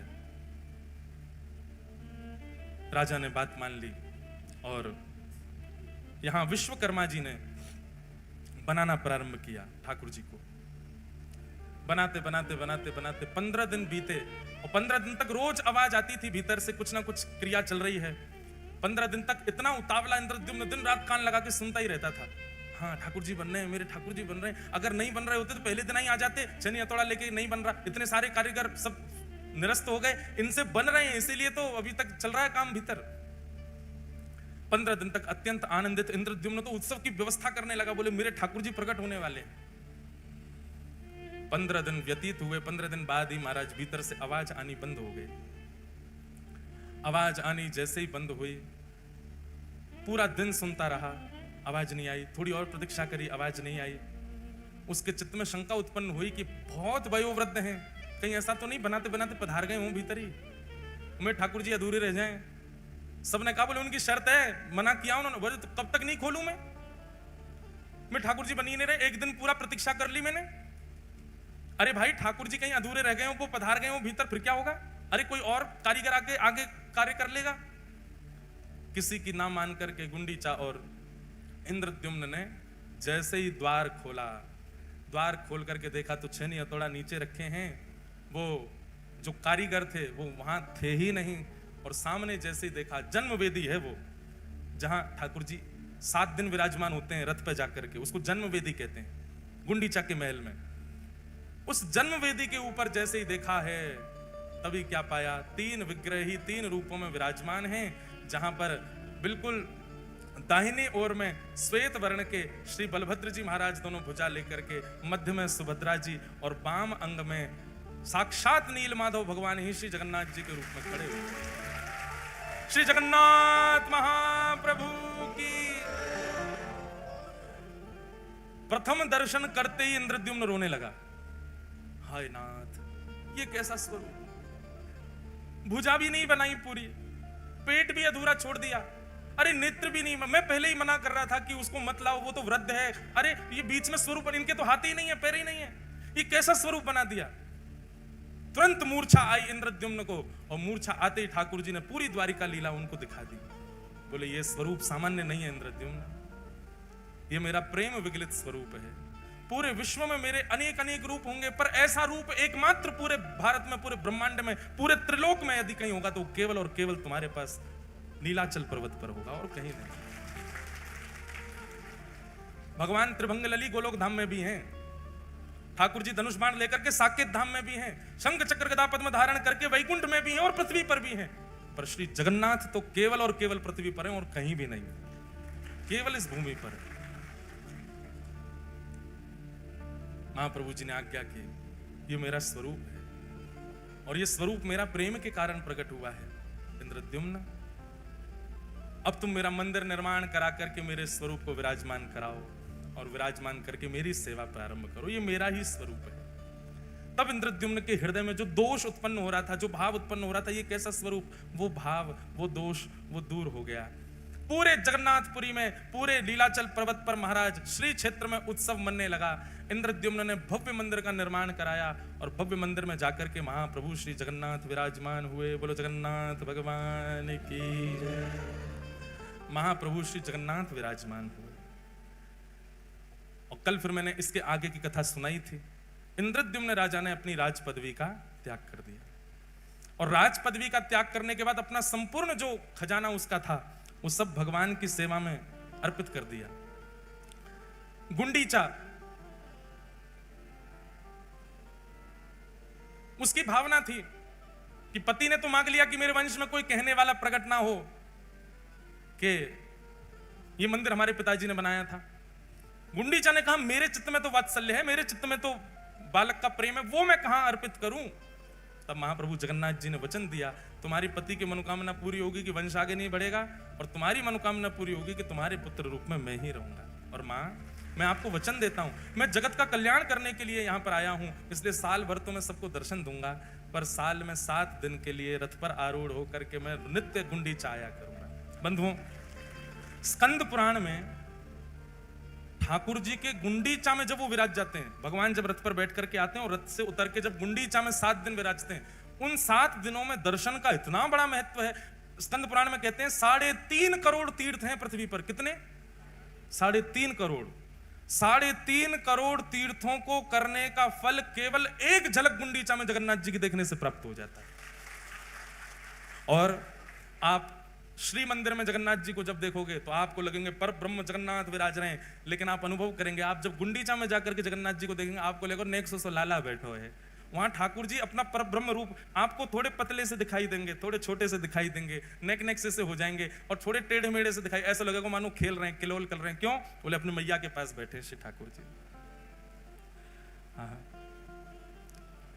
ठाकुर भले विराजे जी उड़ीसा जगन्नाथपुरी में, ठाकुर भले विराजे जी उड़ीसा जगन्नाथपुरी, ठाकुर भले विराजे जी उड़ीसा जगन्नाथपुरी में, ठाकुर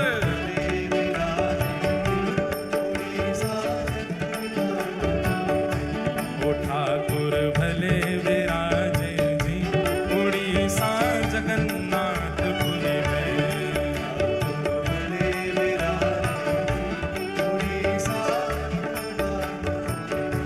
हे ठाकुर भले विराजे जी, ठाकुर हे ठाकुर भले विराजे जी, उड़ीसा जगन्नाथपुरी में, उड़ीसा उड़ीसा जगन्नाथपुरी में, ओ ठाकुर भले विराजे जी उड़ीसा जगन्नाथपुरी में, ठाकुर भले विराजे उड़ीसा, ओ ठाकुर भले विराजे जी उड़ीसा जगन्नाथपुरी में, ठाकुर भले विराजे उड़ीसा। श्री जगन्नाथ महाप्रभु की बधाई हो, बधाई हो, बधाई हो।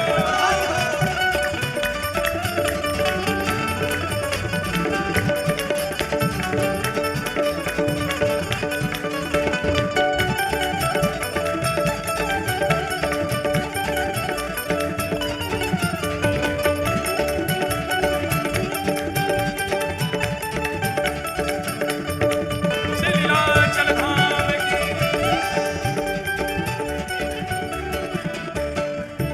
हे कब से छोड़ी मथुरा नगरी, कब से छोड़ी मथुरा नगरी, कब से छोड़ी काशी है, कब से छोड़ी काशी है, हे कब से छोड़ी मथुरा नगरी, कब से छोड़ी मथुरा नगरी, हे कब छोड़ी काशी है, कब छोड़ी काशी है, झारखंड में आए विराजे, झारखंड में आए विराजे, क्योंकि लीलाचल जो है ये झाड़ियों में भयंकर वन था, इसलिए उसको झारखंड बोला है।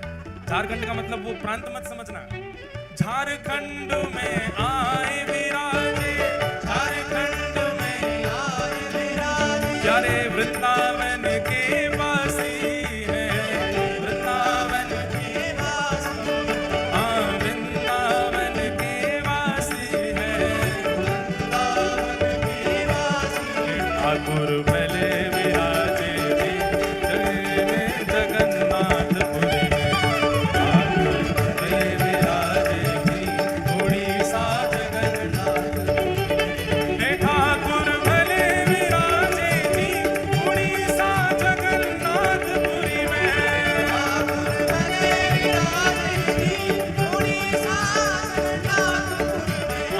ठाकुर भले विराजे जी उड़ीसा जगन्नाथपुरी में।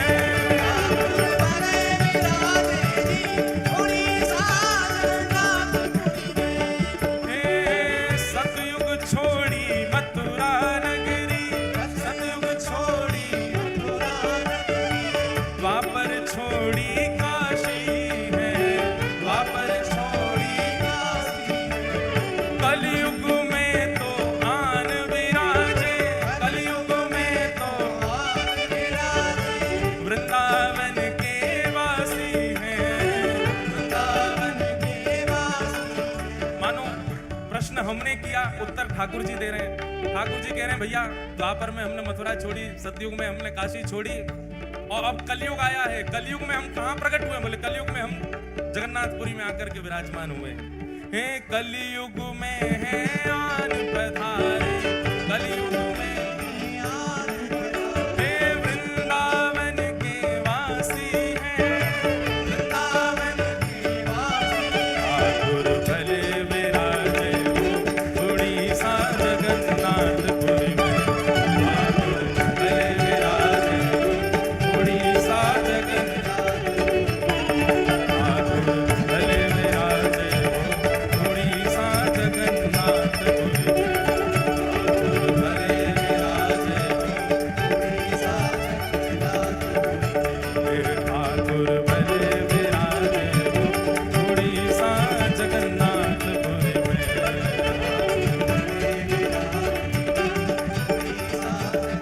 और हमारे वृंदावन को लाला या उड़ीसा में रह के खावे पीवे कहा है, वहां को वर्णन कर रहे हैं। दाल रांधू भात रांधू, दाल रांधू भात रांधू, परवल की तरकारी हो, परवल की तरकारी हो, हे परवल की तरकारी हो, परवल की तरकारी हो। हे घर घर देखो केल नारियल, घर घर देखो केल नारियल। उड़ीसा में हर घर में नारियल के वृक्ष लगे हैं, केला लगे हैं, कदली फल लगे हैं। घर घर देखो केल नारियल, घर घर देखो केल नारियल। घर घर ठाकुर वाड़ी हो, घर घर ठाकुर वाड़ी हो। हाँ घर घर ठाकुर वाड़ी हो, घर घर ठाकुर वाड़ी। ओ ठाकुर, हाँ ठाकुर, ओ ठाकुर भले विराजे हो उड़ीसा जगन्नाथपुरी में। ठाकुर भले विराजे हो उड़ीसा। हे ठाकुर भले विराजे हो उड़ीसा जगन्नाथपुरी में।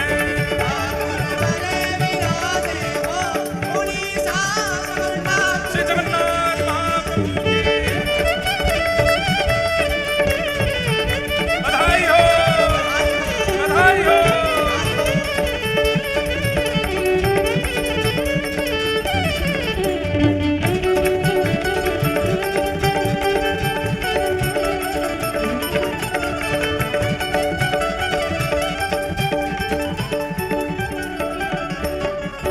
हे दो दो कोस पे हाट लगे हैं, दो दो कोस पे हाट लगे हैं। 5 कोस पर चढ़ती हो, 5 कोस पर चढ़ती हो।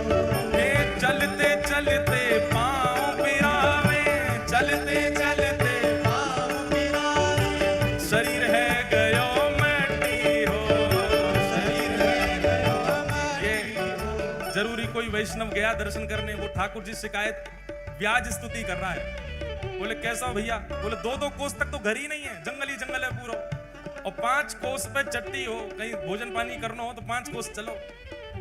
चलते चलते पाँव पिरावे, चलते चलते शरीर है गयो मटी हो, हाँ शरीर है गयो मटी,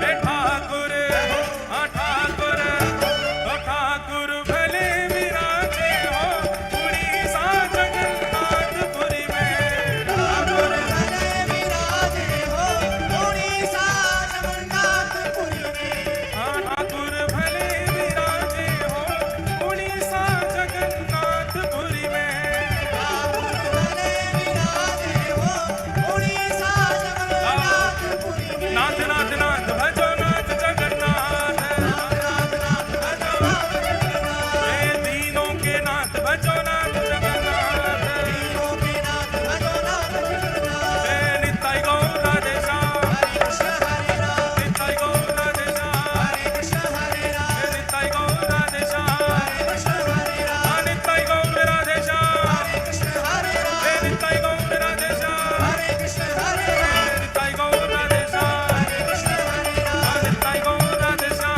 हरे कृष्ण ठाकुर भले विराजे हो उड़ीसा जगन्नाथपुरी में, ठाकुर भले विराजे हो उड़ीसा जगन्नाथपुरी में। और हे देखो अगर यहाँ कोई बनिया हो तो बुरो मत मान जाइए, ये उड़ीसा की बात है रही है ना, क्या चट्टी चट्टी बनिया लूटे, चट्टी चट्टी बनिया लूटे, और लूटे फिरंगी हो, और लूटे फिरंगी हो, और सिंह दरवाजे पंडा लूटे, सिंह दरवाजे, घंटा लूटे, जो लोग जगन्नाथपुरी गए होंगे वहां के पंडान पे 2 छड़ी लगी नहीं हाथ में, उसको बजाते रहेंगे चट चट, इधर आओ इधर आओ इधर आओ, यहाँ पे आओ, कितना 500 दे दियो, 500 नहीं 1000 निकाल के दो, महाप्रभु जगन्नाथ कृपा करेंगे, सबके संग होता है ऐसा।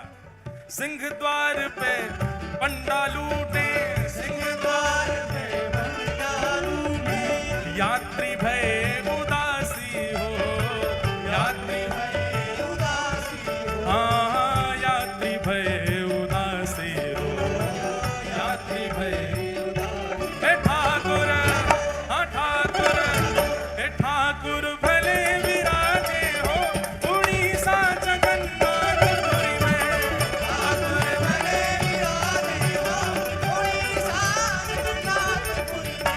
हे ठाकुर भले विराजे हो उड़ीसा जगन्नाथपुरी में, ठाकुर भले विराजे हो उड़ीसा जगन्नाथ। पूजा उठा के गाओ, नाथ नाथ नाथ भजो नाथ जगन्नाथ, नाथ नाथ भजो नाथ जगन्नाथ, हे दीनों के नाथ भजो नाथ जगन्नाथ, दीनों के नाथ भजो नाथ जगन्नाथ, हे नाथ नाथ नाथ भजो नाथ जगन्नाथ, नाथ नाथ भजो नाथ जगन्नाथ, हे नाथ नाथ नाथ भजो नाथ जगन्नाथ, भजो नाथ जगन्नाथ, हाँ नाथ नाथ नाथ भजो नाथ जगन्नाथ, नाथ नाथ भजो नाथ जगन्नाथ।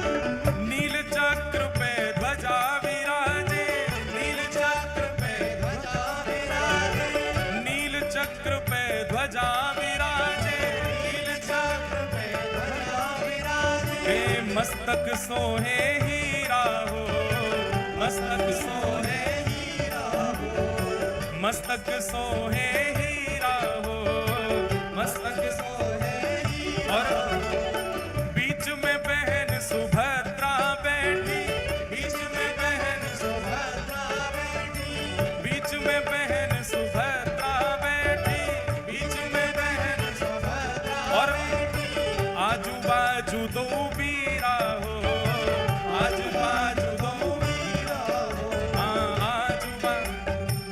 अब सुबह की मनोकामना आप पूरी करो, बन जाओ सबरे ऐसे वीरा, यही जगन्नाथ जी की तरह सबरे धारण करो। बीच में बहन सुभद्रा बैठी, बीच में बहन सुभद्रा बैठी, आजू बाजू 2 वीरा हो, आजू बाजू 2, हीरा हो, हे आजू बाजू 2 वीरा हो, हे ठाकुर, हाँ ठाकुर, हे ठाकुर भले विराजे हो उड़ीसा जगन्नाथपुरी में, ठाकुर भले विराजे हो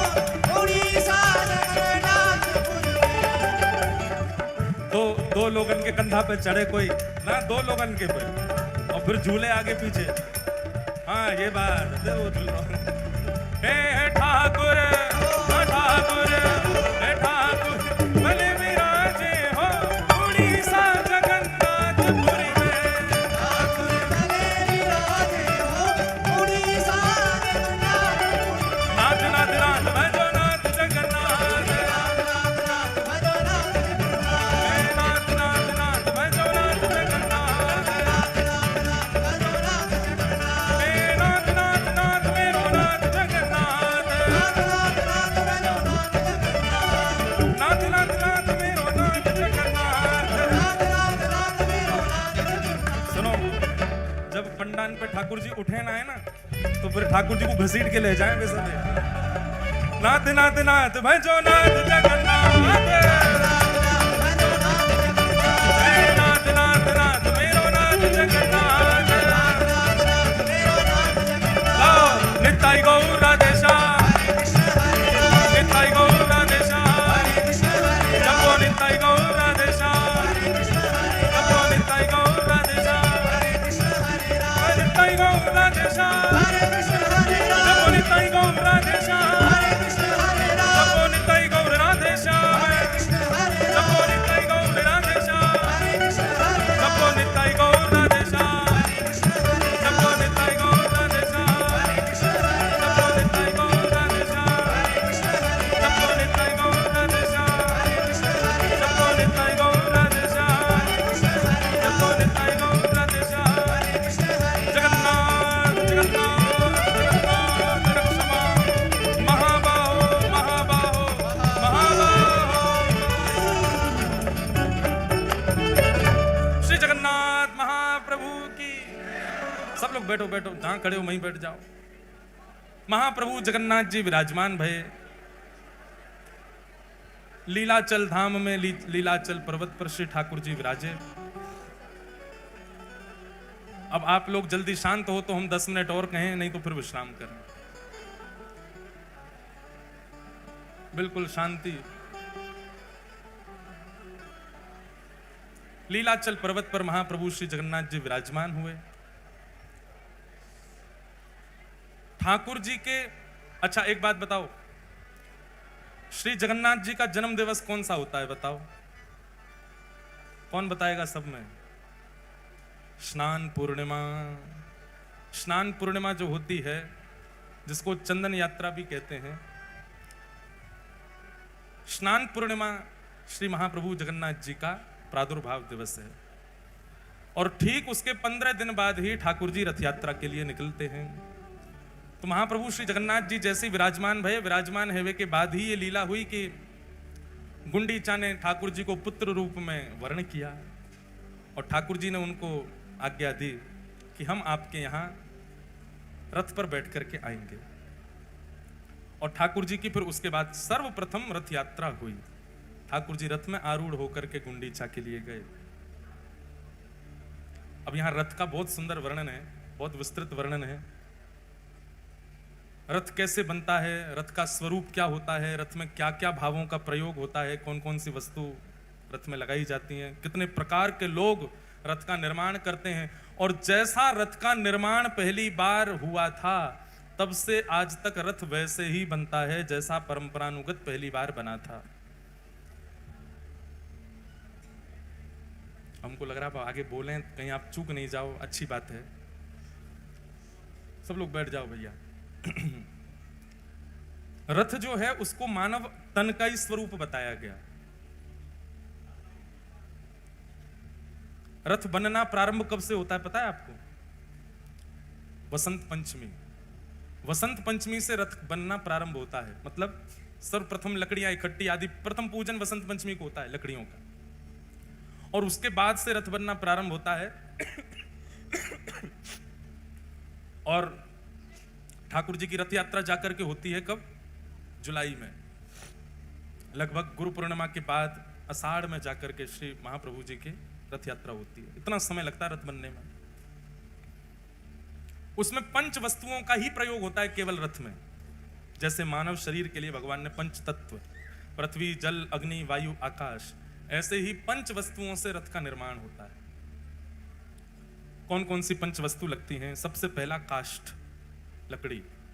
दूसरा बताया गया रंग रोगन, जो पूरे रथ पर किया जाता है, तो उसका स्वरूप रंग।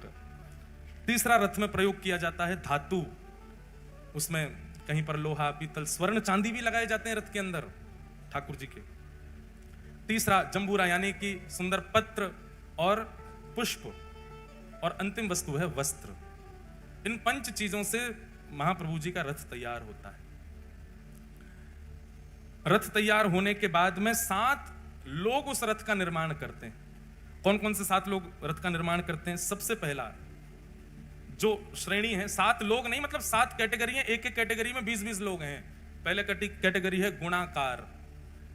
ये गुणाकारी जो होते हैं, इनको अधिकार होता है ठाकुर जी की लकड़ी लाने का और उसको व्यवस्थित करके प्रदान करने का। काष्ठ आए बड़े बड़े, अब उनको छोटे छोटे रूपों में परिवर्तित करना, ये गुणाकारी जो लोग सेवादार होते हैं उनका काम होता है। दूसरे सेवादार होते हैं महाराणा। महाराणा, ये महाराणा कौन है?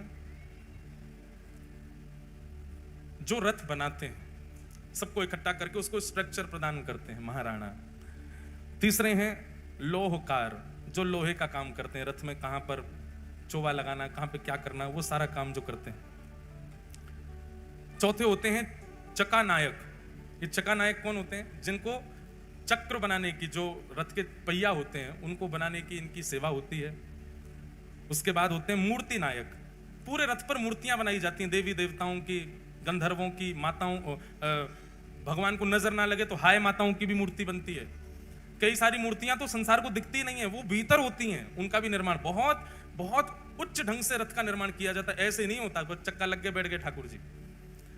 उसमें एक सारथी भी बनाए जाते, घोड़े भी बनाए जाते हैं, दुनिया भर की, उनको गिनते गिनते आदमी थक जाए, इतनी मूर्तियां बनती हैं पूरे रथ पर। मूर्तिकार। तो गुणाकार, महाराणा, लोहकार, चक्रनायक, मूर्तिकार। और 6वें होते हैं चित्रकार, मूर्तियों में चित्र भरने का काम जिनका होता है। और अंतिम होते हैं सूचीकार, यानी कि दर्जी। रथ का जो शिखर होता है वो पूरा कपड़ा का ही होता है, पूरा कपड़ा से बनकर के निर्मित होता है। हमारे श्री गिरधर लाल जी का भी रथ यहाँ पर आया हुआ है, वो भी वहीं से बनकर के आया है। और जो गिरधर लाल जी का रथ है ना, वो रथ उन्हीं काष्ठों से बना है जो काष्ठ जगन्नाथ जी के रथ के प्रयोग में आते समय छेनी हथौड़ा से अलग कर दिए गए, उस काष्ठ से वो रथ बना है। जो काष्ठ रथ में प्रयोग हुआ तो जो बच गया शेष, उससे वो रथ बना है श्री गिरधर लाल जी। तो इस प्रकार रथ तैयार होता है पूरा। 7 प्रकार के मजदूर लगते हैं, 5 प्रकार की सामग्री लगती हैं, और तब जाकर के रथ का निर्माण होता है। हम बस इतना निवेदन करना चाह रहे हैं कि जब रथ के निर्माण की खबर पूरे भारत में फैलने लगी, तो फैलते फैलते ये खबर पहुंची कहां? गोस्वामी तुलसीदास जी के पास। जब गोस्वामी जी पधार गए, भगवान के आने के तो बहुत समय बाद गोस्वामी जी का प्रादुर्भाव हुआ, पर जब गोस्वामी जी ने श्री जगन्नाथ जी के बारे में सुना और जगन्नाथ जी के रथ का वर्णन जब उन्होंने सुना, तो गोस्वामी जी के नेत्र बंद हो गए और एक एक बारीकी से उन्होंने एक कौन सी देवी बनाई गई है, कौन से देवता बनाए गए हैं, चक्र की आकृति क्या है, घोड़े कैसे हैं, ऊपर सूचीकार ने वस्त्र कैसा बनाया है, रंग रोगन कैसा किया है, ये सब जब गोस्वामी जी ने सुना, सुनते ही गोस्वामी जी कहते हैं, मेरे मानस में जो जो चिंतन हुआ था वही मैंने रामायण में लिखा, और मेरे मानस में प्रभु श्री राम जिस विजय रथ पर बैठ करके रावण का वध करने गए थे वो यही रथ था, जिस रथ पर महाप्रभु जगन्नाथ विराजते। जब गोस्वामी तुलसीदास जी ने रथ का वर्णन सुना तो वे सुन के कहने लगे, तुमने निश्चित ही मेरे मन की बात जान ली, मेरे मन में जो विजय रथ है राम जी का वो देख लिया? बोले नहीं, ये तो स्कंद पुराण में वर्णन है, महाप्रभु जी का रथ है। जब महाप्रभु जी का रथ सुना तो बोले, ऐसा ही रंग, ऐसा ही रोगन, यहाँ पर ये देवता, यहाँ पर ये घोड़ा, यहाँ पर ऐसा चक्र, यहाँ पर ये रंग, ये बिल्कुल वही है जो विजय रथ प्रभु श्री राम का था। उसी नंदी घोष रथ के ऊपर महाप्रभु जगन्नाथ विराजते। तभी गोस्वामी जी के मन में आया, बोले भैया ये कहीं राम जी तो नहीं है जगन्नाथ जी। तब आपने जगन्नाथ जी की और जांच पड़ताल करवाई तो पता चला वो तो मक्खन का भोग लगाते हैं, सुबह सुबह दधी ओदन पाते हैं, चावल पाते हैं, भात पाते हैं, बलराम जी के संग में बैठे हैं। तो बोले अरे ये तो कृष्ण भी हैं। तभी आपको पता चला कि सुदर्शन जी बगल में विराज रहे, ओहो ये तो हरि भी हैं। तो राम कृष्ण हरि तीनों हैं, राम भी हैं, कृष्ण भी हैं और हरि भी। अगर कोई राम रूप में दर्शन करे तो राम जी, लक्ष्मण जी, बीच में किशोरी जी खड़ी हैं। कोई कृष्ण रूप में दर्शन करे तो यहाँ श्री कृष्ण हैं, बलराम जी हैं, बीच में सुभद्रा जी खड़ी है। और हरि रूप में दर्शन करें तो नारायण हैं, साथ में शेषनाग हैं और मध्यस्थ विराजमान लक्ष्मी स्वरूप है। तो राम भी हैं, कृष्ण भी हैं और नारायण भी हैं, तीनों का एक कार्य रूप यदि कोई है तो वो जगन्नाथ जी। आपने श्री जगन्नाथ जी को देख लिया तो मतलब साकेत, वैकुंठ और गोलोक धाम तीनों का दर्शन हो गया, जगन्नाथ जी के दर्शन। गोस्वामी तुलसीदास जी महाराज उतावले हो गए, बोले कि मैं तो देखूंगा इनको। गोस्वामी जी गए जगन्नाथपुरी। जैसे ही जगन्नाथपुरी गए, जगन्नाथपुरी में जाकर के सबसे पहले तो आपने वहां के लोगों को देखा। क्या देखा? हरि हरि बोलो, हरि हरि बोलो, हरि हरि बोलो, मटक मटक करके नाच रहे हैं महाराज। गोस्वामी जी महाराज देख करके सीधे भोले भाले सब घूम रहे हैं, सबको देख के बड़े प्रसन्न हो गए, बोले वाह भैया। गोस्वामी जी महाराज जैसे मंदिर में प्रवेश करने लगे, पंडा पुजारी सबने पकड़ लिए। गोस्वामी जी बोले लाओ दक्षिणा दो। गोस्वामी जी बोले पहले ठाकुर के तो दर्शन करो, बोलो वो बाद में होंगे, पहले दक्षिणा दो। गोस्वामी जी का मन हो गया खिन्न सा, बोले कि कलयुग है यहाँ तो भारी लूट रहे हैं, बताओ। गोस्वामी जी भीतर गए तो महाप्रसाद की सुगंधी आने लगी। महाप्रसाद की स्थिति देखी महाराज, तो जगन्नाथ प्रभु के महाप्रसाद का नियम है, आप आसन पर बैठ के नहीं खा सकते, आप ऊपर ऊंचे बैठ के नहीं खा सकते, आप नीचे कपड़ा बिछा के नहीं खा सकते, आप थाली में नहीं पा सकते। महाप्रसाद के नियमों में स्कंद पुराण भर दी व्यास जी ने, इतना वर्णन किया महाप्रसाद का। महाप्रसाद का वर्णन करते हुए कहते हैं कि उसको भोजन, अन्न और स्वाद के लिए पाना ही नहीं चाहिए, अपराध लगेगा नहीं तो आपको। महाप्रसाद गोविंद चैतन्य महाप्रभु कहते हैं, वो साक्षात गोविंद है। एक एक दिन का भीतर जाए तो यही समझो श्री कृष्ण जा रहे हैं, अब रास राशेश्वर कृष्ण जा रहे हैं, अब माखन चोर कृष्ण जा रहे हैं, अब हमारे चित्त में श्री राधा रमण जा रहे हैं, अब गोपी रमण जा रहे हैं, अब गोपेश्वर जा रहे हैं। एक एक अंग में, एक एक अन्न में ठाकुर जी की लीला चिंतन करके उसको पाना चाहिए, ऐसे नहीं पाना चाहिए भोजन समझ करके। बहुत उसका कल देखूंगा, अगर भाव लगा तो भक्त चरित्रों के बीच में वर्णन करूंगा। आप महाप्रसाद पा रहे हैं और कोई आकर के आपकी थाली, आपके पत्तल में से पाले, आप उसको रोक नहीं सकते। आपने एक बार भी रोका, और मान लीजिए आपने रोका नहीं, मन में सोचने मेरा क्यों खा रहा है, आपके महाप्रसाद उसी समय उसका भाव नष्ट हो जाएगा। आप किसी को नहीं रोक सकते। एक जीव भी आकर के आपके पत्तल में से चाट सकता है, आप उसको भी नहीं रोक सकते। महाप्रसाद झूठा नहीं होता। महाप्रसाद आपके में से कोई खा जाए, आपके में से कोई ले जाए, आप पालो, झूठा नहीं। आप महाप्रसाद पाने के बाद, हम बहुत बड़ी बात बोल रहे हैं, ध्यान से सुनिएगा, आप महाप्रसाद पाते पाते महाप्रसाद हाथ में लगा है, आप ठाकुर जी को भी छू लो, उसमें कोई दोष नहीं, क्योंकि महाप्रसाद कभी भी झूठा नहीं माना जाता। महाप्रसाद कभी भी पाते समय भाव उठा करके मुख से उंगली स्पर्श नहीं करानी चाहिए। महाप्रसाद जब भी पाओ लेकर के उसको इतना ऐसा लो कि वो एक थोड़ा सूखा रहे, लड्डू जैसा रहे, तो आप उसको ऐसे ऐसे करके पा सकते हैं। महाप्रसाद पाने में कभी भी अगर आपने उंगली छुपा दी तो महाप्रसाद का भाव नष्ट हो जाएगा। तो कहते हैं अधर से केवल महाप्रसाद भीतर जाना चाहिए। महाप्रसाद के बड़े नियम है, और अंतिम नियम, बहुत सारे नियम है पर एक विशेष सुन लो, महाप्रसाद पाने के बाद हाथ नहीं धोना चाहिए। आप कहोगे महाराज जी हाथ में लगा उसका क्या करें, तो वहां का नियम है सिर से पहुंच लो और या फिर जब वो सूखा हो जाए तो सूखा होकर के हाथ मीड़ लो, उसका पूरा जो बुरादा बने उसमें जल लगा के तिलक लगा लो। महाप्रसाद अन्न नहीं है, महाप्रसाद व्यंजन नहीं है, महाप्रसाद वस्तु नहीं है, वो साक्षात जगन्नाथ। गोस्वामी तुलसीदास जी महाप्रसाद देखने गए तो क्या देखा, एक व्यक्ति खड़िया फूटा हुआ घड़ा था, उसमें नेक्से से चावल लेके महाप्रसाद बना बना के पा रहा था, और पाते पाते उसने वो छोड़ दिया, उसमें कोई कुकर खाने लगा और जो हाथ था उसको यूं पहुंच लिया। तुलसीदास जी बोले जे क्या किया इसने, और वो झूठे हाथ से ही भीतर प्रवेश कर गया मंदिर में। माँ गोस्वामी जी बोले ये तो ऐसे तो लोग हैं यहाँ के, अब देखें ठाकुर कैसा है। भीतर जैसे प्रवेश किया, गोस्वामी जी के तो नेत्रों में आंसू आ गए। इनकी तो भुजा ही नहीं है, इनके तो नेत्र ही नहीं है, इनके तो कान ही नहीं है, नाक नहीं है, पैर नहीं है, कुछ भी नहीं है, अंग ही नहीं है इनका। तो मेरे प्रभु श्री राम बताया इनको, मेरे प्रभु श्री कृष्ण बता करके भेज दिया मुझे इनके पास, ये कैसे ठाकुर है। इतनी घबराहट होने लगी गोस्वामी जी को, तो तुरंत भागे वहां से। जैसे ही मंदिर से निकलने लगे तो एक वयोवृद्ध पुजारी बेंत लेकर के भीतर जा रहा था। गोस्वामी जी ने कहा तुम पुजारी हो क्या यहाँ के? बोले हाँ। बेंत लेके क्यों जा रहे हो गर्भगृह में? बोले लाला है, मानता नहीं, कभी कभी भय दिखाना पड़ता है इसको, इसलिए बेंत लेके जा रहे हैं। गोस्वामी जी का तो और मन खिन्न हो गया, दौड़ करके गए, बोले कि अब भी जाऊंगा यहाँ से, अब रुकना ही नहीं है मुझे यहाँ पर। इतना मन उदास हुआ महाराज।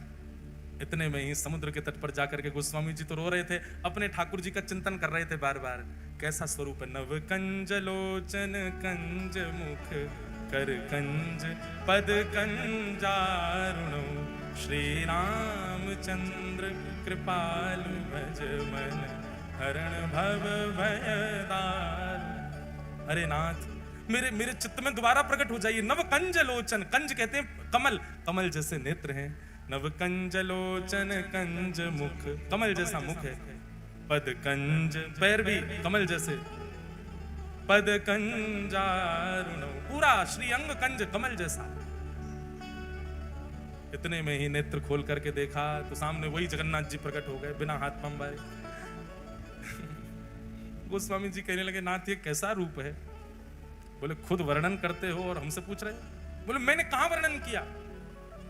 बोले मानस जी में किसने लिखा है? बिन पग चलहि सुनहि बिन काना। फिर क्या आगे? बिन निज कर्म करहु विधि नाना। बिना हाथ के सारे काम करता है, बिना कान के सुनता है, बिना नेत्रों के देखता है, बिना पैरों के चलता है। जाओ जाकर के मानस जी में चौपाई मिटा दो। क्यों लिखा आपने ऐसा? गोस्वामी जी के तो नेत्र सजल हो, हो नाथ नाथ नाथ क्षमा करो भगवान, मैं आपके भाव को पहचान नहीं पाया। आप मेरे लिए ऐसे बन के आए? ठाकुर जी बोले, मैं रूप तो अपने भाव से धारण करता हूं, पर मेरे रूप से ना जाने कितनों के भाव पूर्ण होते हैं। गोस्वामी जी, आपने मानस जी में ये जो भावना लिखी है ना, ये मेरे जगन्नाथ रूप की भावना है। मेरे भुजा नहीं है, पर फिर भी एकमात्र जगन्नाथपुरी ऐसा है जहां पर ठाकुर जी का महाप्रसाद कभी सामने नहीं रखा जाता। जो महाप्रसाद हम पाते हैं वो ठाकुर जी के सामने नहीं पधराया जाता। तो भगवान का गर्भगृह, उसके बाद में एक और सभा हॉल है, उसके बाद गरुण स्तंभ, गरुण स्तंभ के बाद भोग मंडप है, वहां ठाकुर जी का भोग रखा जाता। बीच में तो दर्शनार्थी खड़े रहते हैं, भोग मंडप में सामग्री रखते हैं और यहां से ठाकुर जी पाते। बोले कैसे पा रहे हैं? बोले भुजा है ना, ठाकुर जी ऐसे ऐसे करके पाते हैं, ऐसे ऐसे लेके पावे वहां से। सब दर्शनार्थियों के ऊपर से हाथ ले जाकर के ठाकुर जी पाते। एकमात्र, अरे विचित्र ही है श्री जगन्नाथ जी की सब लीला। ऐसे महाप्रभु श्री जगन्नाथ धराधाम पर इंद्रद्युम्न पर कृपा करके इस प्रकार प्रकट हुए।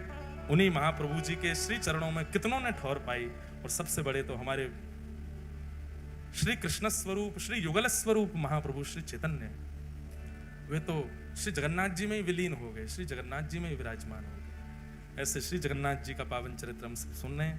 आज तो कब कब में समय निकल गया, हमको तो पता ही नहीं चली, 7:30 बज गए। आप सब लोग प्रेम और भाव से पधारो। कल भी कथा 4 बजे होगी, पर परसों कथा नहीं जल्दी होगी, क्योंकि परसों हमको कानपुर निकलना है। समय क्या रहेगा कथा का, वो हम कल की कथा में बताएंगे। वृंदावन रसामृत की केवल 2 पंक्ति गा करके आज की कथा को विश्राम देंगे। बलभद्र और सुभद्रा संग विराजे ब्रज के नाथ। बलभद्र और सुभद्रा संग विराजे ब्रज के नाथ। हाँ विराजे ब्रज के नाथ। विराजे ब्रज के नाथ। हे रथ आरूढ़ भये नंद नंदन। रथ आरूढ़ भये नंद नंदन। रथ आरूढ़ भये नंद नंदन। रथ आरूढ़ भये नंद नंदन। वो कहलाए जगत के नाथ। वृंदावन प्यारो वृंदावन। वृंदावन प्यारो वृंदावन। हे श्री वृंदावन मेरो वृंदावन। वृंदावन मेरो वृंदावन। रथ आरूढ़ भये नंद नंदन। रथ आरूढ़ भये नंद नंदन। कहलाए जगत के नाथ। वृंदावन मेरो वृंदावन। वृंदावन मेरो वृंदावन। हे श्री वृंदावन प्यारो वृंदावन।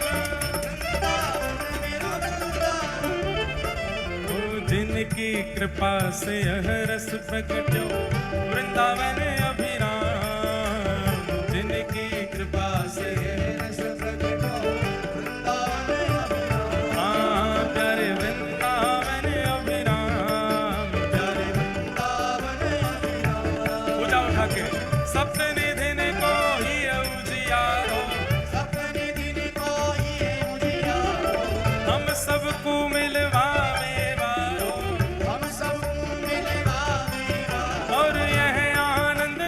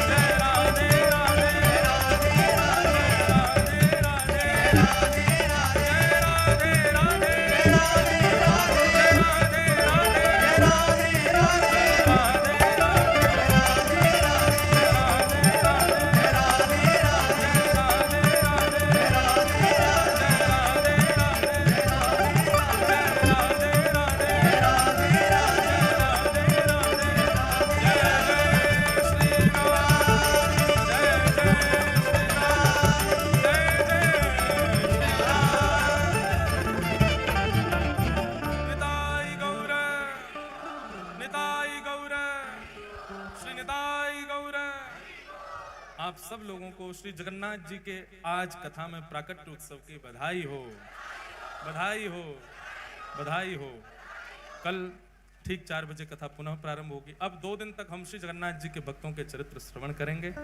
कल ही बताया जाएगा कि परसों कथा कितने बजे होगी। आप सब लोग समय का ध्यान रख के आइएगा। सबको जय श्री कृष्ण, जय श्री कृष्ण, जय सियाराम। जय श्री राम। सुबह 11:30 से 12:30 तक श्री गिरधर लाल जी के दर्शन होंगे और हम अगर स्वस्थ होंगे तो हम मिलेंगे, नहीं तो हमको आप यहीं पर ही मिल लेना। बाकी लाल जी से मिलने आप आ सकते हो।